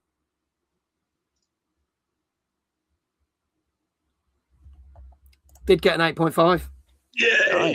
That is our third game tonight to get an 8.5 on average. There you go. Danky says, I'm going to load up Demon Turf now. I haven't played it in quite a while. So, congratulations to our wonderful guest, UpCDwnC. Please do check out his links at the top of the chat. There is going to be a load of links for his podcast, his Twitch, his Instagram. Please do go follow all of them right now. Dave, we'll come back to you little on. But chat, you can do exclamation Dave to show your appreciation because he got it right as well. Also, we had Kindred. Congratulations, you got it right. Lulu got it right, and she's like, yes, fuck you, Nag, I win. So she won the competition. There you go. So she's beating her other half. We also had Gozzo and Danka. So there you go. Congratulations to all of you for getting that right. There you go. There you go. Congratulations. Shout outs are going there. Danka says 6 out of 6 so far. Nice. Wow. Well done. And he came in on a blind 7. Yeah, he did, didn't he? I was going to say, flipping it. Yeah, because he kicked off with that blind 7. I think Gozzo's at 5 out of 6. I think, if I've got that right. And then there's quite a few people that got 2 right. I was having to think because I remember it was the first one. Yeah. So it's a close thing. So yeah, Gozzo's at 5 out of 6. Danka's in the lead right now. Bloody guess as well on that first one. So there you go. Oh, Kindred's 6. Kindred is 6 for 6. Yeah, Damn, I didn't see that. Well done. Nice one, Kindred. So Kindred and Danka in the lead there. Well done, mate. Dave, how would you like your shout out? Because you've got your second one as well. Right. We should probably check how your knees are holding up. Probably not Behind good. the chair you go. Let's see if you can make it back up again. Probably not. But we'll see. Are you ready for this? Get your clips ready, folks. Just says quiet, everyone. Ready? Oh, there they go. Okay. 3, 2, 1. Dave! Well done for getting back up again. There you go. Yeah, there you go. God, yeah. Laura, hello. Welcome on in. Good to see you. Welcome on in. Laura's one of my work colleagues. She's one of my volunteers at the charity shop. Awesome. Great to have you here. To come and see this show. Welcome on in. Thank you for tuning in. Greatly appreciate it. If the knees crack, never do it again. I've been doing it for nearly 5 years, so you can't say that now. I can't say it out. My knees crack and I have fibromyalgia. Blimey. If David was here, he would accuse you of all cheating and then quit again. That's probably true. That is probably very true. He is lurking. I can see that a certain Mr. Johnson is lurking in the background, but hasn't made himself known. Well done to everyone who's done so. And Lulu said, I've only got 1 out of 6 right, but it's one more than Nag, who's her partner. So there you go. There you go. So that's funny. So there you go. 1 up. Let's talk some more gaming news. Now, this is an interesting one.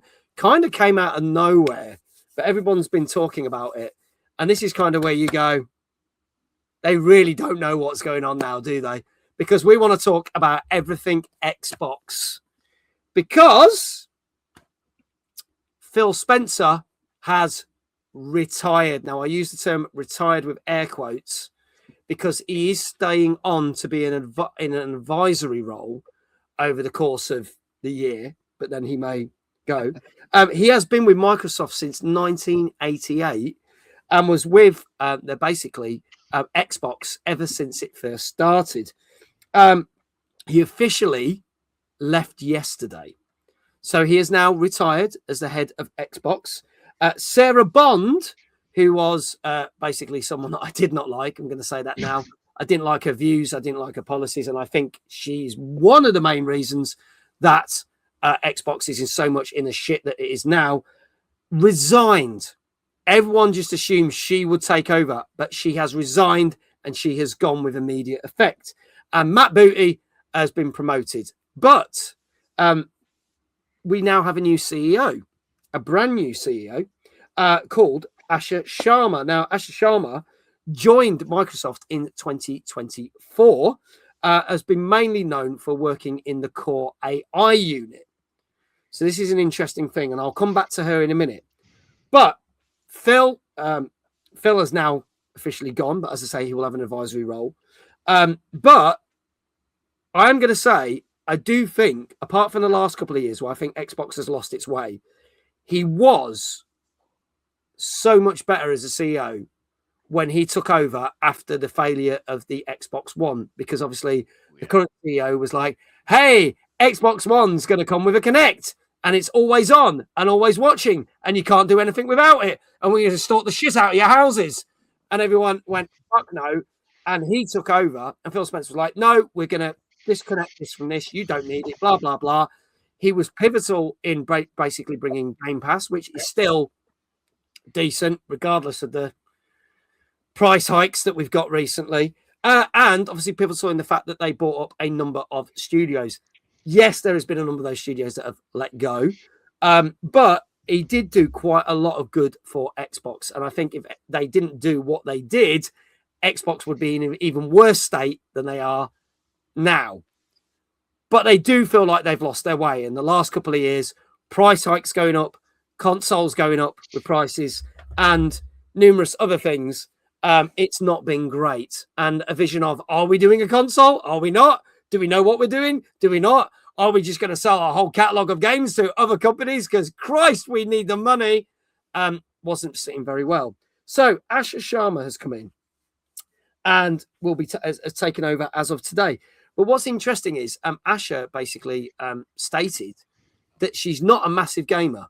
So this is interesting. She's not a massive gamer. She put on social media, I'm not a massive gamer, but there are a number of games that I have enjoyed. She mentioned that GoldenEye was one of the games that she did enjoy. And some people said some of her responses on social media felt like she was an AI character responding because they felt quite lifeless and quite dead. And one response was like, I don't believe you. You sound like an AI. But her response to that was beep boop, beep boop, beep boop. So she's clearly got a sense of humor. But what was interesting is she did state that she's not been, funny enough, not a big Xbox gamer, but started playing. She shared her account. She started playing Xbox games on Game Pass as of January, and she's got over 30 games such as Keeper, Firewatch, Forza Horizon 5, and she's basically shared a catalogue of games that she's been playing over the last 2 months, and she's played over 30 games. So she's obviously been getting, she probably knew that this was going to happen, that she was going to be taken over, so she needs to get the product better. So it's a bit of a weird move that someone who's not primarily a gamer is taking over. But she did release a statement that did say they want to get Xbox back to the things that matter. One, actually putting out consoles. She said there's going to be consoles. Getting games out that matter. Now, it makes me wonder if they're going to do a U-turn on a lot of stuff. So are we not going to see as many franchises going to other games? Are we going to get the console exclusives back? And we've been lacking console exclusives for a very long time from Xbox. Are we going to, she says, we're going to get new games out. It's kind of, she's basically saying what a lot of people want to hear. So now she's basically got to put her money where her mouth is and deliver on this. But first impressions from my thoughts seems cool. So we'll see. We see how she does. I'm just glad Sarah Bond didn't get it because that woman just basically destroyed a lot of companies and didn't seem to give a shit. Let's see what chat's saying, and then and chat. Feel free to put your opinions in, and then we'll ask Dave and see what their thoughts on it are. The days of being in multiplayer game and saying Xbox turn off and seeing who got disconnected from the game. Yes, that was quality. They need to change their prices per month, like back to $12.99, the better online. Yeah, and it feels now that it's become elitist because you're paying $22.99, $24.99, whatever, just so that you can play the exclusives that were available to everyone. And now they've kind of done a bit of a fuck you. Oh, you wanted to play the new Call of Duty? Well, you can't unless you pay us $24.99. And if you have got Game Pass and you're paying for the cheaper tiers, you can wait a couple of years before you play that one. There'll probably be another 4 Call of Duties out by the time you get around to playing the last one. I cancelled my Game Pass this week. It's great, but I wasn't using it enough to justify the price. That's fair. That's fair. Can we give her FCB Firebreak to see the state of some releases? Yeah, but again, not really a Game Pass exclusive because that came out on PS Plus same day. I was really looking forward to that game. Wasn't great, and it was for me it was the first Remedy fail that we've had. Dead Toxic says I don't think she's going to deliver. We shall have to see. I'm sure this will come up. I think Phil has no idea what he was saying or doing. especially at all the Xbox showcases, he's done using more buzzwords and not giving the customers what they want. It felt like he was a bit of a loose cannon. Maybe that was true, but I feel that for the first few years, that loose cannon thing worked. But then maybe he lost his way. I've always been on my Xbox game. My childhood was the 360, but recently things have just been getting worse and worse. I really do hope things are getting better. As long as the price doesn't go about the cost of a full price game, then Game Pass will always be worth it. I kind of agree. There's been a lot of games that I've covered that have been on Game Pass. So I still can't complain about Game Pass. Guys, your thoughts on this? I'll start with Dave, because it's been an interesting week. Yeah, it was a bit of a surprise to hear it all on, I think it was Friday, wasn't it, when it all came out? So yeah, it's a shame that Phil Spencer's retiring, because for the most part, it has been good. Yeah. I think probably in the last couple of years, Xbox has probably been affected quite a lot more by the higher-ups in Microsoft since like the Activision Blizzard merger. Yeah. Because of the amount of money involved in that, probably the higher-ups want to make sure they're getting their money back, so probably forcing a number of things down upon him that he can't do fuck all about. Yeah. And also the sort of problem is when you hear these people talk on, on like podcasts or shows or wherever they are, they've always got to like toe the corporate line, haven't they? Yeah, they can't say what they actually want to say. It's like, I mean, you heard Sarah Bond just spraying like word salad a number of times because she just couldn't answer the question. Probably wasn't allowed to answer the question. So you have to try and stumble around and try and come up with something. So you get that with these big corporations. You can't talk normally. It's all crap. I mean, be the same with all the emails, like Phil Spencer's letter of leaving Sarah Bonds or Ashley Shaw's. We've probably all gone through numerous HR meetings to get the wording right, make sure it sounds positive, especially like Ash's case coming onto it. So we're going to have to see what she does going forward. Hopefully she'll be able to change some things. I mean, the problem is so much is probably already set in stone. There's probably a lot of decisions already made on the next console. Yeah. Too far along to change. We had the whole stupid anything can be an Xbox stuff that I think everyone says was Sarah Bond's idea. Yeah, it just didn't work. That is still, that just like still going on. Analyzes your hardware. Yeah, what do I need to buy your hardware then? If anything's an Xbox. Yeah, just play it all on your phone. Yeah, it's great. Yeah, I'll play your games on the PS5. There you go. And that's another thing. Why backtrack on that now? Because Forza Horizon 5 was an absolute massive seller on the PS5. So why would you backtrack on that? So I can't stand going back to exclusives. Because people are just looking at the money that it's made. They'll stick with that. So be interesting to see what does change going forward. But we're going to have to maybe revisit it in like 6 months, a year's time. See how she's done stepping into it. Yeah, hopefully there'll be some positive change. I'd like it to be, because it's all been fairly negative Xbox-wise recently. It has. They haven't been able to do anything anyone is remotely happy about. No. A new Xbox console would face an uphill battle at this point between the everything is an Xbox and the RAM prices causing supply and pricing issues. Totally agree. We'll see if they can change it around. If someone only just started gaming on Xbox, doesn't really give much confidence from the off, with which a gamer would give better confidence. Do you think we even get an Xbox showcase with 4 months to go until? I think we will, because as Dave says, there's been stuff in the works, so they will no doubt. And we will probably see her come out and do that will probably be our first big speech saying what we are doing, because she can't immediately come out and go, well, this is what we're doing, because there's no way she can turn stuff around in like a week or so. It's going to take months before things start getting in motion. Upsy, what do you reckon? Bebop. Yeah. There you go. The official bot answer. I don't know. I mean, at the end of the day, corporate's changed, hands all the time. So they can all talk one thing and do another. We know that happens in all forms of politics or anything. But so I don't know. Just wait and see. It's nice to see that she's trying the games out. If that's her trying it, of course. You mean, you don't know. But practically it, really.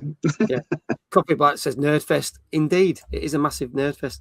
There will be titles anyway, even if it's third party, because a lot of stuff been already kind of announced and stuff in motion. It's already planned, and the Switch in promotion would have been sorted last year. Well, because they've already announced certain games that are coming to Switch. We know that Indiana Jones, which was a 4-month exclusive on Xbox, which I thought was crazy, back in December of 2024. Then it came to PlayStation 5 last year, and we're getting on Switch 2. So there are going to be games hitting Switch 2. So there you go. But we shall see. We will stay tuned, and we will see whether Xbox can actually deliver on what they say, or whether they're going to backtrack on anything, because they have been known to backtrack on stuff. So maybe that amazing so-called tower PC thing that plays Steam and PlayStation 5 games and all this will get absolutely demolished and turned into something else. Who knows? Maybe it won't. We'll see. Stay tuned and we'll tell you more on this. Let's move on to our final games of the night. This is probably the biggest game of this week, to be fair. This came out on Thursday on PS5, Xbox Series X and S, and PC. And this is Styx, Blades of Greed. Let's have a look at the trailer for this.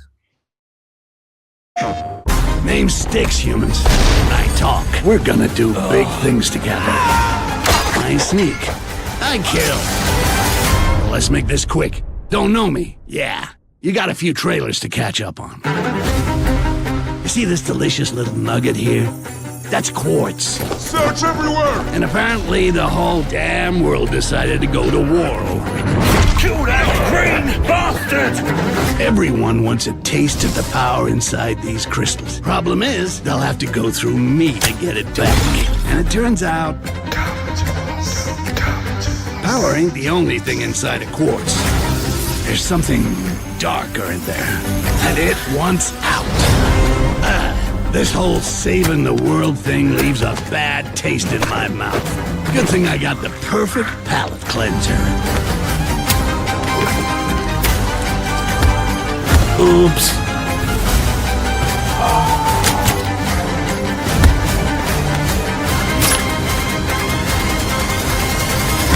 I mean, what's the point of all this power if I'm not supposed to have fun with it?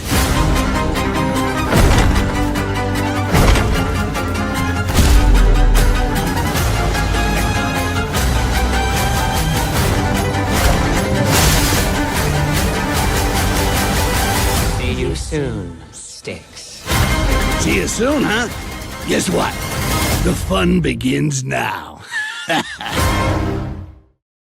PlayStation. There you go. So that is Styx, Blades of Greed, which came out last Thursday on PS5, Xbox Series XS, and PC.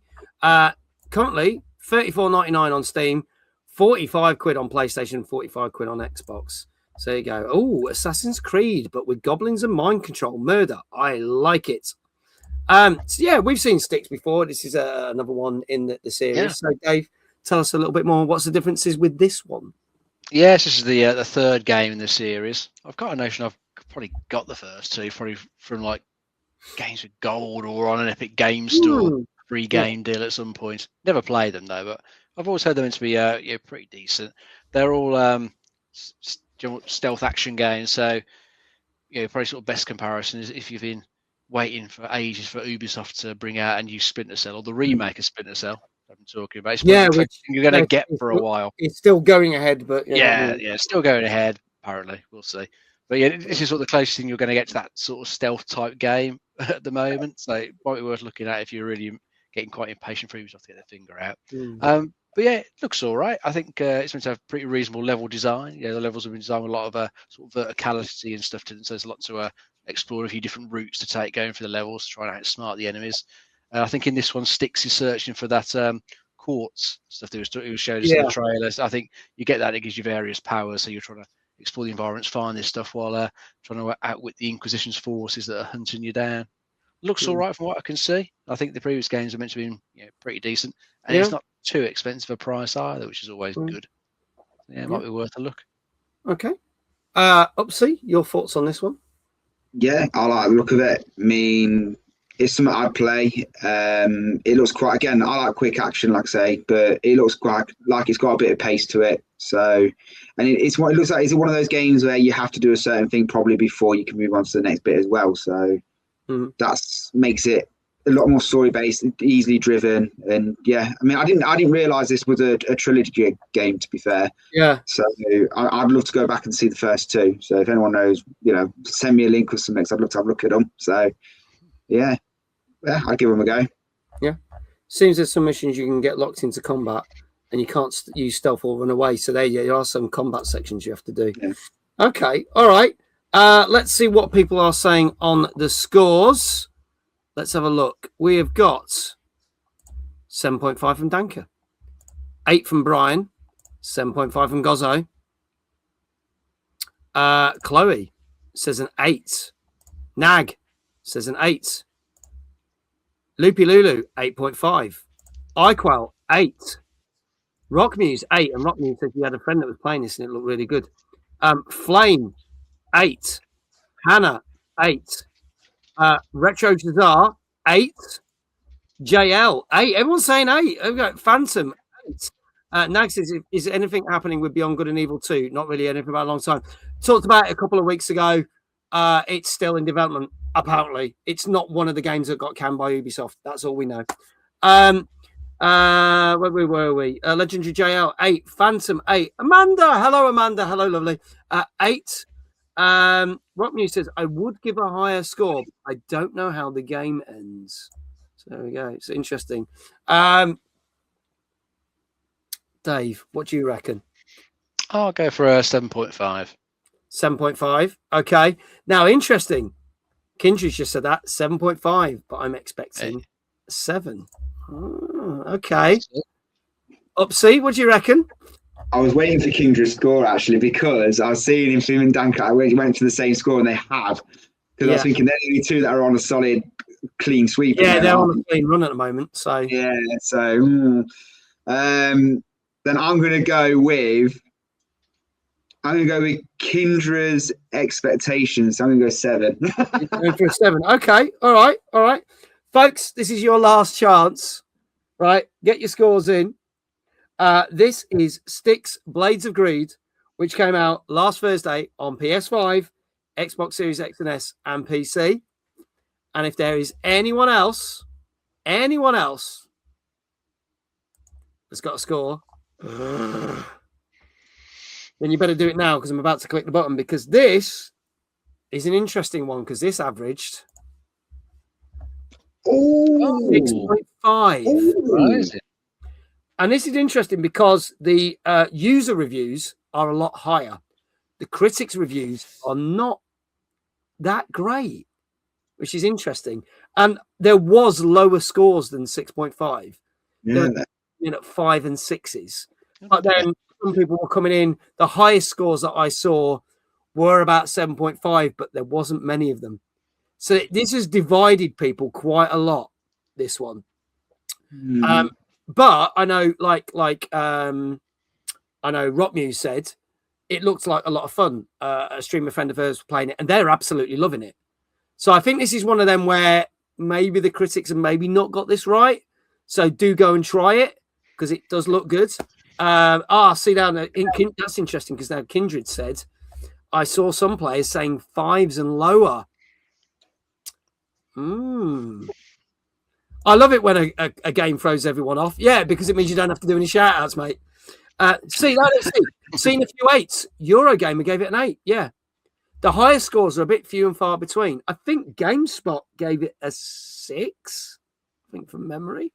So this was the most difficult one to work out for me this week because I had quite a lot of scores. So, well, at least it isn't a 0.5 out situation.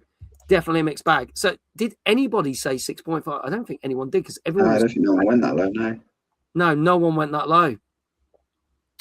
So Kindred and Danker's winning streak has been defeated, unfortunately. I would have been wrong with my 7 expectation true. So here we go. So 6.5. No one got that right. Let's move on to our final game of the night.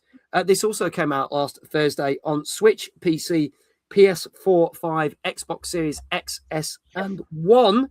And this, folks, is a game called Love Eternal. Let's have a look at the trailer for our final game tonight.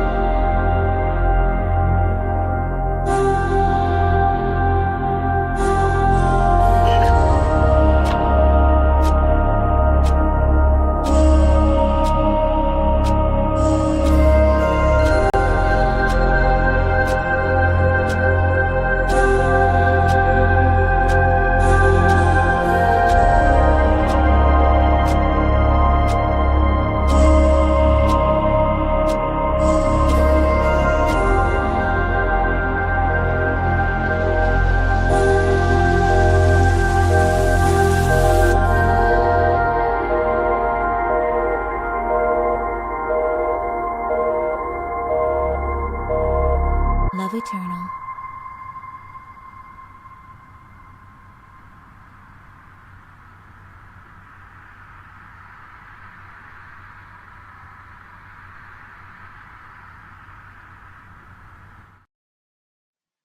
There you go. That is Love Eternal, which came out last Thursday on Switch, PC, PS4, 5, Xbox Series X and One. Nag says this is giving me another world vibes. Quite a few people are basically kind of getting a bit vibed out by this game. Not convinced on this one. I'm old enough to remember rotary phones. On that would be really retro. I remember them using them. They were a pain in the ass to get the number right. I'll tell you that. It is £7.22 on PC, £6.79 on PlayStation, and then £7.22 on all other consoles. And they're all reduced prices. I think a lot of people are confused because we're like, we don't really know what sort of game this is. So what is this, Dave? Because the trailer didn't. Really... Yeah, that trailer gives you absolutely nothing. It's a shitty trailer, quite honestly. So the game has got sort of psychological horror vibes to it with its story, but it's actually a precision platformer. You wouldn't guess that from the trailer at all. No. So I suppose the best thing to sort of compare it to is something like Celeste, if people are familiar with that. That was quite a challenging platformer. Also, precision needed in your moves. This, I'd probably compare it to that. There's lots of obstacles in this castle that you're imprisoned in that you're trying to escape. Lots of obstacles, and your character's ability in this one, when they're in the middle of a jump, they can reverse gravity. So instead of dropping to the floor, they drop to the ceiling. So you've got to use that ability to just kind of like fling yourself around. Lots of obstacles, but it's got that same sort of thing that Celeste had, where if you fuck it up, which you're going to do a lot, you immediately restart in the room that you're in, so you can just carry on and retry, which really helps with Celeste. You know, if you had any sort of loading screens or checkpoints, you would have got fed of it, very early on. But the fact that you can just immediately restart and try again and just keep doing it until you get it, I think that definitely helps this sort of game, because it gives you that sort of momentum just to keep going. You think it was close, I'll try again, and you'll eventually get it. But it is that type of game, so it probably looked more like a visual novel from that trailer. That's what I assumed it was going to be. It's a precision platformer. Precision platformer with very sort of basic looking graphics. Actually, graphically, when you look at the platform and stuff, kind of reminds like an old sort of PC game you might have looked at in the early 90s, the way it's presented. Yeah. But I think if you like a good challenging platformer, then this has got that going for it. Okay. All right. UpC, what are your thoughts? I feel you've saved the best till last. Can we go back and watch the other trailer for that other shit game that got our high grade? No, you know what? It's weird. Okay, it's had us. The thing is, it's got us all questioning. So we're all talking about it. Do you know what I mean? It's one of them things that it's had a lot of talking in the chat about it and whatnot. So I don't know, but it's creepy. I agree with Jesse. It's creepy, but I'm intrigued. So. For a cheap price as well, it will get people potentially to buy because they're intrigued. Yeah. So, I don't know. Okay. I don't know. All Without right. anything gameplay, you can't really... Yeah, it annoys me when we get trailers like this. They send trailers and it literally shows you nothing. You're like, oh, what a possibility. Anyway, all right, well, let's see what people are saying score-wise. Danka saying an 8. Gozzo saying an 8. Chloe saying a 5. Let's scroll down here. Lily says, I'm going to have to go with a safe 7. I'm so confused and the vibes are all off with this one. Not another gamer guy. Nag, 7.5. JL, 7.5. iQuail, 6. Brian, 8. Rockmuse, 5.5. Or Romeo is a dead man and the game wasn't a trailer. I agree. The trailer was nothing like the bit that's in the game, which is mental, but there we go. Dead Toxic, an 8. Flame, a 7. Retro Shazar, an 8. Kindred, 7.5. UpC, I'll start with you. What do you reckon this has got? I'm going to go 7.5. Okay, 7.5 with this one. All right. Okay, Dave? I'll try a 7. Going for a 7. All right. Folks, this is your last chance. This is the last game tonight to get shout outs. This is Love Eternal, which came out last Thursday on Switch, PC, PS4, 5, and Xbox Series XS and 1. And I can tell you that this got 7.5. Well done, UpC. You got it. Jesse just coming in with an 8.5 there. Kindred, well done. I think you are officially the person with the most guesses right tonight. Well done. Well done. I think you got 7 out of 8, Kindred. I think we've got that right. So we can get a shout out, Kindred. Can we get a shout out for our wonderful guest? All his links, go check out his wonderful podcast and his Twitch streams. When are you next on, by the way? Tomorrow night. Yep. Tomorrow night, 9 o'clock. There you go. I have to wait until the kids go to bed. Otherwise, I can't do it. Otherwise, they take over. I can't have them taking over. No, can't be having that. Can't be having that. No. Legendary JL got it right. Well done, buddy. Nag got one right as well. So now that means him and his missus are now on equal level, so they can have an argument after a stream. So that's fine. Bringing communities and couples together and apart, and then together again. There you go. That reminds me of the time when me and the missus streamed It Takes Two. We about got divorced on stream. Games like that can do that to you, I tell you. Absolutely. There you go. Well done, everyone. Did JL get his shout out as well, please? If Legendary JL can get a shout out, because I think he was the only other person that got it right. Greatly appreciate it. I like that comment. Me and Nag are tied, and on the last game, no. You brought us together, Mag. It's your fault. There you go.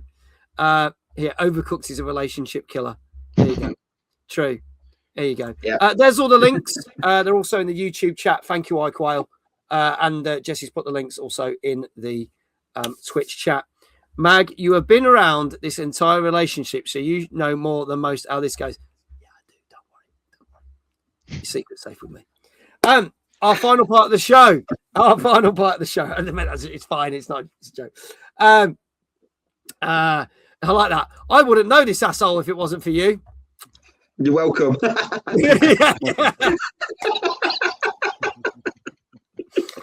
It's been downhill ever since. There you go. So, I'm sure it's not. It's not. No, they're good. They're a great couple. Bless them. I love them to bits. So every week we end the show with a different official chart. We've looked at Steam charts, free games chart, PlayStation charts, obviously the retail charts. And seeing as that we have been talking about Xbox, I did say last week, maybe we'll do an Xbox chart. And this was the official Xbox retail chart for the UK as of the end close of Saturday. It's an interesting one. So here we go with this. At number 10, a re-entry. It's Once Upon a Katamari. At number 9, a re-entry, Call of Duty, a Black Ops 7. Down 2 places from number 6 to 8 is Monster Hunter Wilds. A non-mover at number 7 is Lego Star Wars, The Skywalker Saga. From number 4 to number 6 is Battlefield 6, one of Dave's favourite games of last year. Up 3 places at number 5 is Assassin's Creed Shadows. A re-entry at number 4 is Sonic Racing Cross Worlds. A new entry last week, but down 1 place to number 3 is Reanimal. And this is the weird one. Up 3 places at number 2, EA Sports FC 25. And number 1, a non-mover, EA Sports FC 26. Okay. Is there a sale on for FC 25? This needed like the top of the pops jingle. Honestly, you needed something. It was really, really good. We'll try and do that for next week. We'll get a little jingle when we need a jingle for this bit. I can do it, and we'll get some little music in the background or something. But yeah, it's an interesting one. There must have been a sale because obviously we know in the retail charts, Mario Kart World and FC 26 have been battling out and been swapping from number 1. But to have that FC 25 sort of in the middle of the charts and it's gone up to number 2 is an interesting one. And the only new game of this year in the Xbox charts is Reanimal. And I know Reanimal has actually gone up in the retail charts overall. So Reanimal's doing quite well. I think it's number 3 in the overall charts. So Reanimal's doing well. Gozzo saying happy for Sonic in the top 5. Yeah, re-entered there. So again, another great game. But you look at it, only one new game of this year is in that top 10, which is interesting. So there you go. So that is your top 10. We'll be looking at another chart next week on the show. And ladies and gentlemen, that is it for our show. We are all done. We are all talked out. On next week's show, it's going to be no surprise. We are going to be talking about a game I'm very excited for, Resident Evil Requiem, which comes out on Friday. We'll be talking about that on the show. And our guest for next week's show, we've got to have a Resident Evil speedrunner. We're welcoming back our Sam, who's been on the show. He's a Resident Evil speedrunner, streamer. He will be on the show because it's quite fitting that we're going to be talking about everything Resident Evil on next week's show. A massive thank you to tonight's guest, the wonderful UpCDwnC. Thank you so much, Dave, for being on. Thank you for having me. Great to have you here. Again, can we have, it's pinned at the top of the chat, but please drop in all the links. Go check out his podcast. Again, he'll be playing games tomorrow night on Twitch at 9 o'clock. Great to have you back, mate, because you've been on the show. But this is probably your maybe fourth time now, I think. Yeah. So really, really good to have you back, mate. Great to see you back. Thank you so much for being here. As always, my co-host who knows the most, Mr. David Jones, thank you so much for being here as well. All good. I think you're excited as me for next week with Resident Evil Requiem. So yeah, looking forward to trying it out. Fingers crossed, be a good one. And that is it for our show. Thank you to all the mods for all the modding tonight. Greatly appreciate it. Congratulations to everyone who got all the games right. Good congratulations this week for Kindred for being our highest scorer. And he's our community member of the month. So that works out quite nicely to round things off. Don't forget, we have got our sponsor, Foundations Galactic Frontier, exclamation Galactic in the chat. Yeah, we turned up tonight. Yeah, Jesse, bless you. Yeah, it was all good. Last night, it just all went a bit mental. For 20 minutes, I had no mods. And of course, it went mental. And I was like, fuck, like that for 20 minutes. And then all the mods came back. I was like, oh, God, we're all right. We're all right now. It's just always the way. Chloe says, thanks, y'all. Great to see you. Thank you so much, chat, for being here and joining in. We will have another TNGC for you next week. Tomorrow night, I am back on TikTok and Twitch at 8:30 and doing a stream that I should have done 2 weeks ago, but I was ill. Get your requests in because we're going to be doing Just Dance 2026. Gotta love it. Going to be doing that. And don't forget, on Thursday, we're going to be doing some showcase of brand new games that came to PC on Thursday. So go check that out. We're going to be playing 3 different games on Thursday that you might not have heard of. Nightle says, Kindred, we were all plotting your demise whilst you were crashing and burning. Thank you. Rasputin with those knees. Oh, it's going to be painful. Blame Sky Sports for moving games. No worries, iQual. It's all good. No, I'm going to miss it. What have you got to do while I'm... What have you got to do? Why have you got to do it while I'm streaming? I don't know. It's there. It was one there. But I was supposed to do it 2 weeks, but obviously, I was quite ill with a horrible cold. So we decided to move it. So we swapped the streams around. But yes, Just Dance. We'll probably do more Just Dance next month. It seems very popular. You lot like me seeing me in pain, so why not? So there you go. For those on YouTube, the stream is just going to end. On Twitch, we are going to go raid somebody. So we'll send you over to someone else. Let's see who's on and see who we can raid. Our stream deck actually decided it wanted to work tonight. Whereas, God, there's a lot of people to choose from. Let's try and get someone that we've not raided in a long time. Oh my God, there's a lot to pick from. Do you know what we are going to go for? We are going to go for Control Alt Dan. What is Control Alt Dan doing? We've not raided this year. He is playing. Let's see if it loads. Well, he's getting ready for Resident Evil because he is playing Resident Evil Biohazard, which is the 7th one. So we're going to see that. We're going to go radio. I'm going to press that button. So go say hello to Dan over there. And all that leaves for me to say is wherever you are in the world, have a great morning, a great afternoon, or a great evening. And I shall see you back tomorrow at 8:30 for some Just Dance 2026. Thank you so much, everyone. Have a great rest of your Tuesday night, and we shall see you very soon. Take care. We'll wave and do that thing. See ya. Bye. Bye.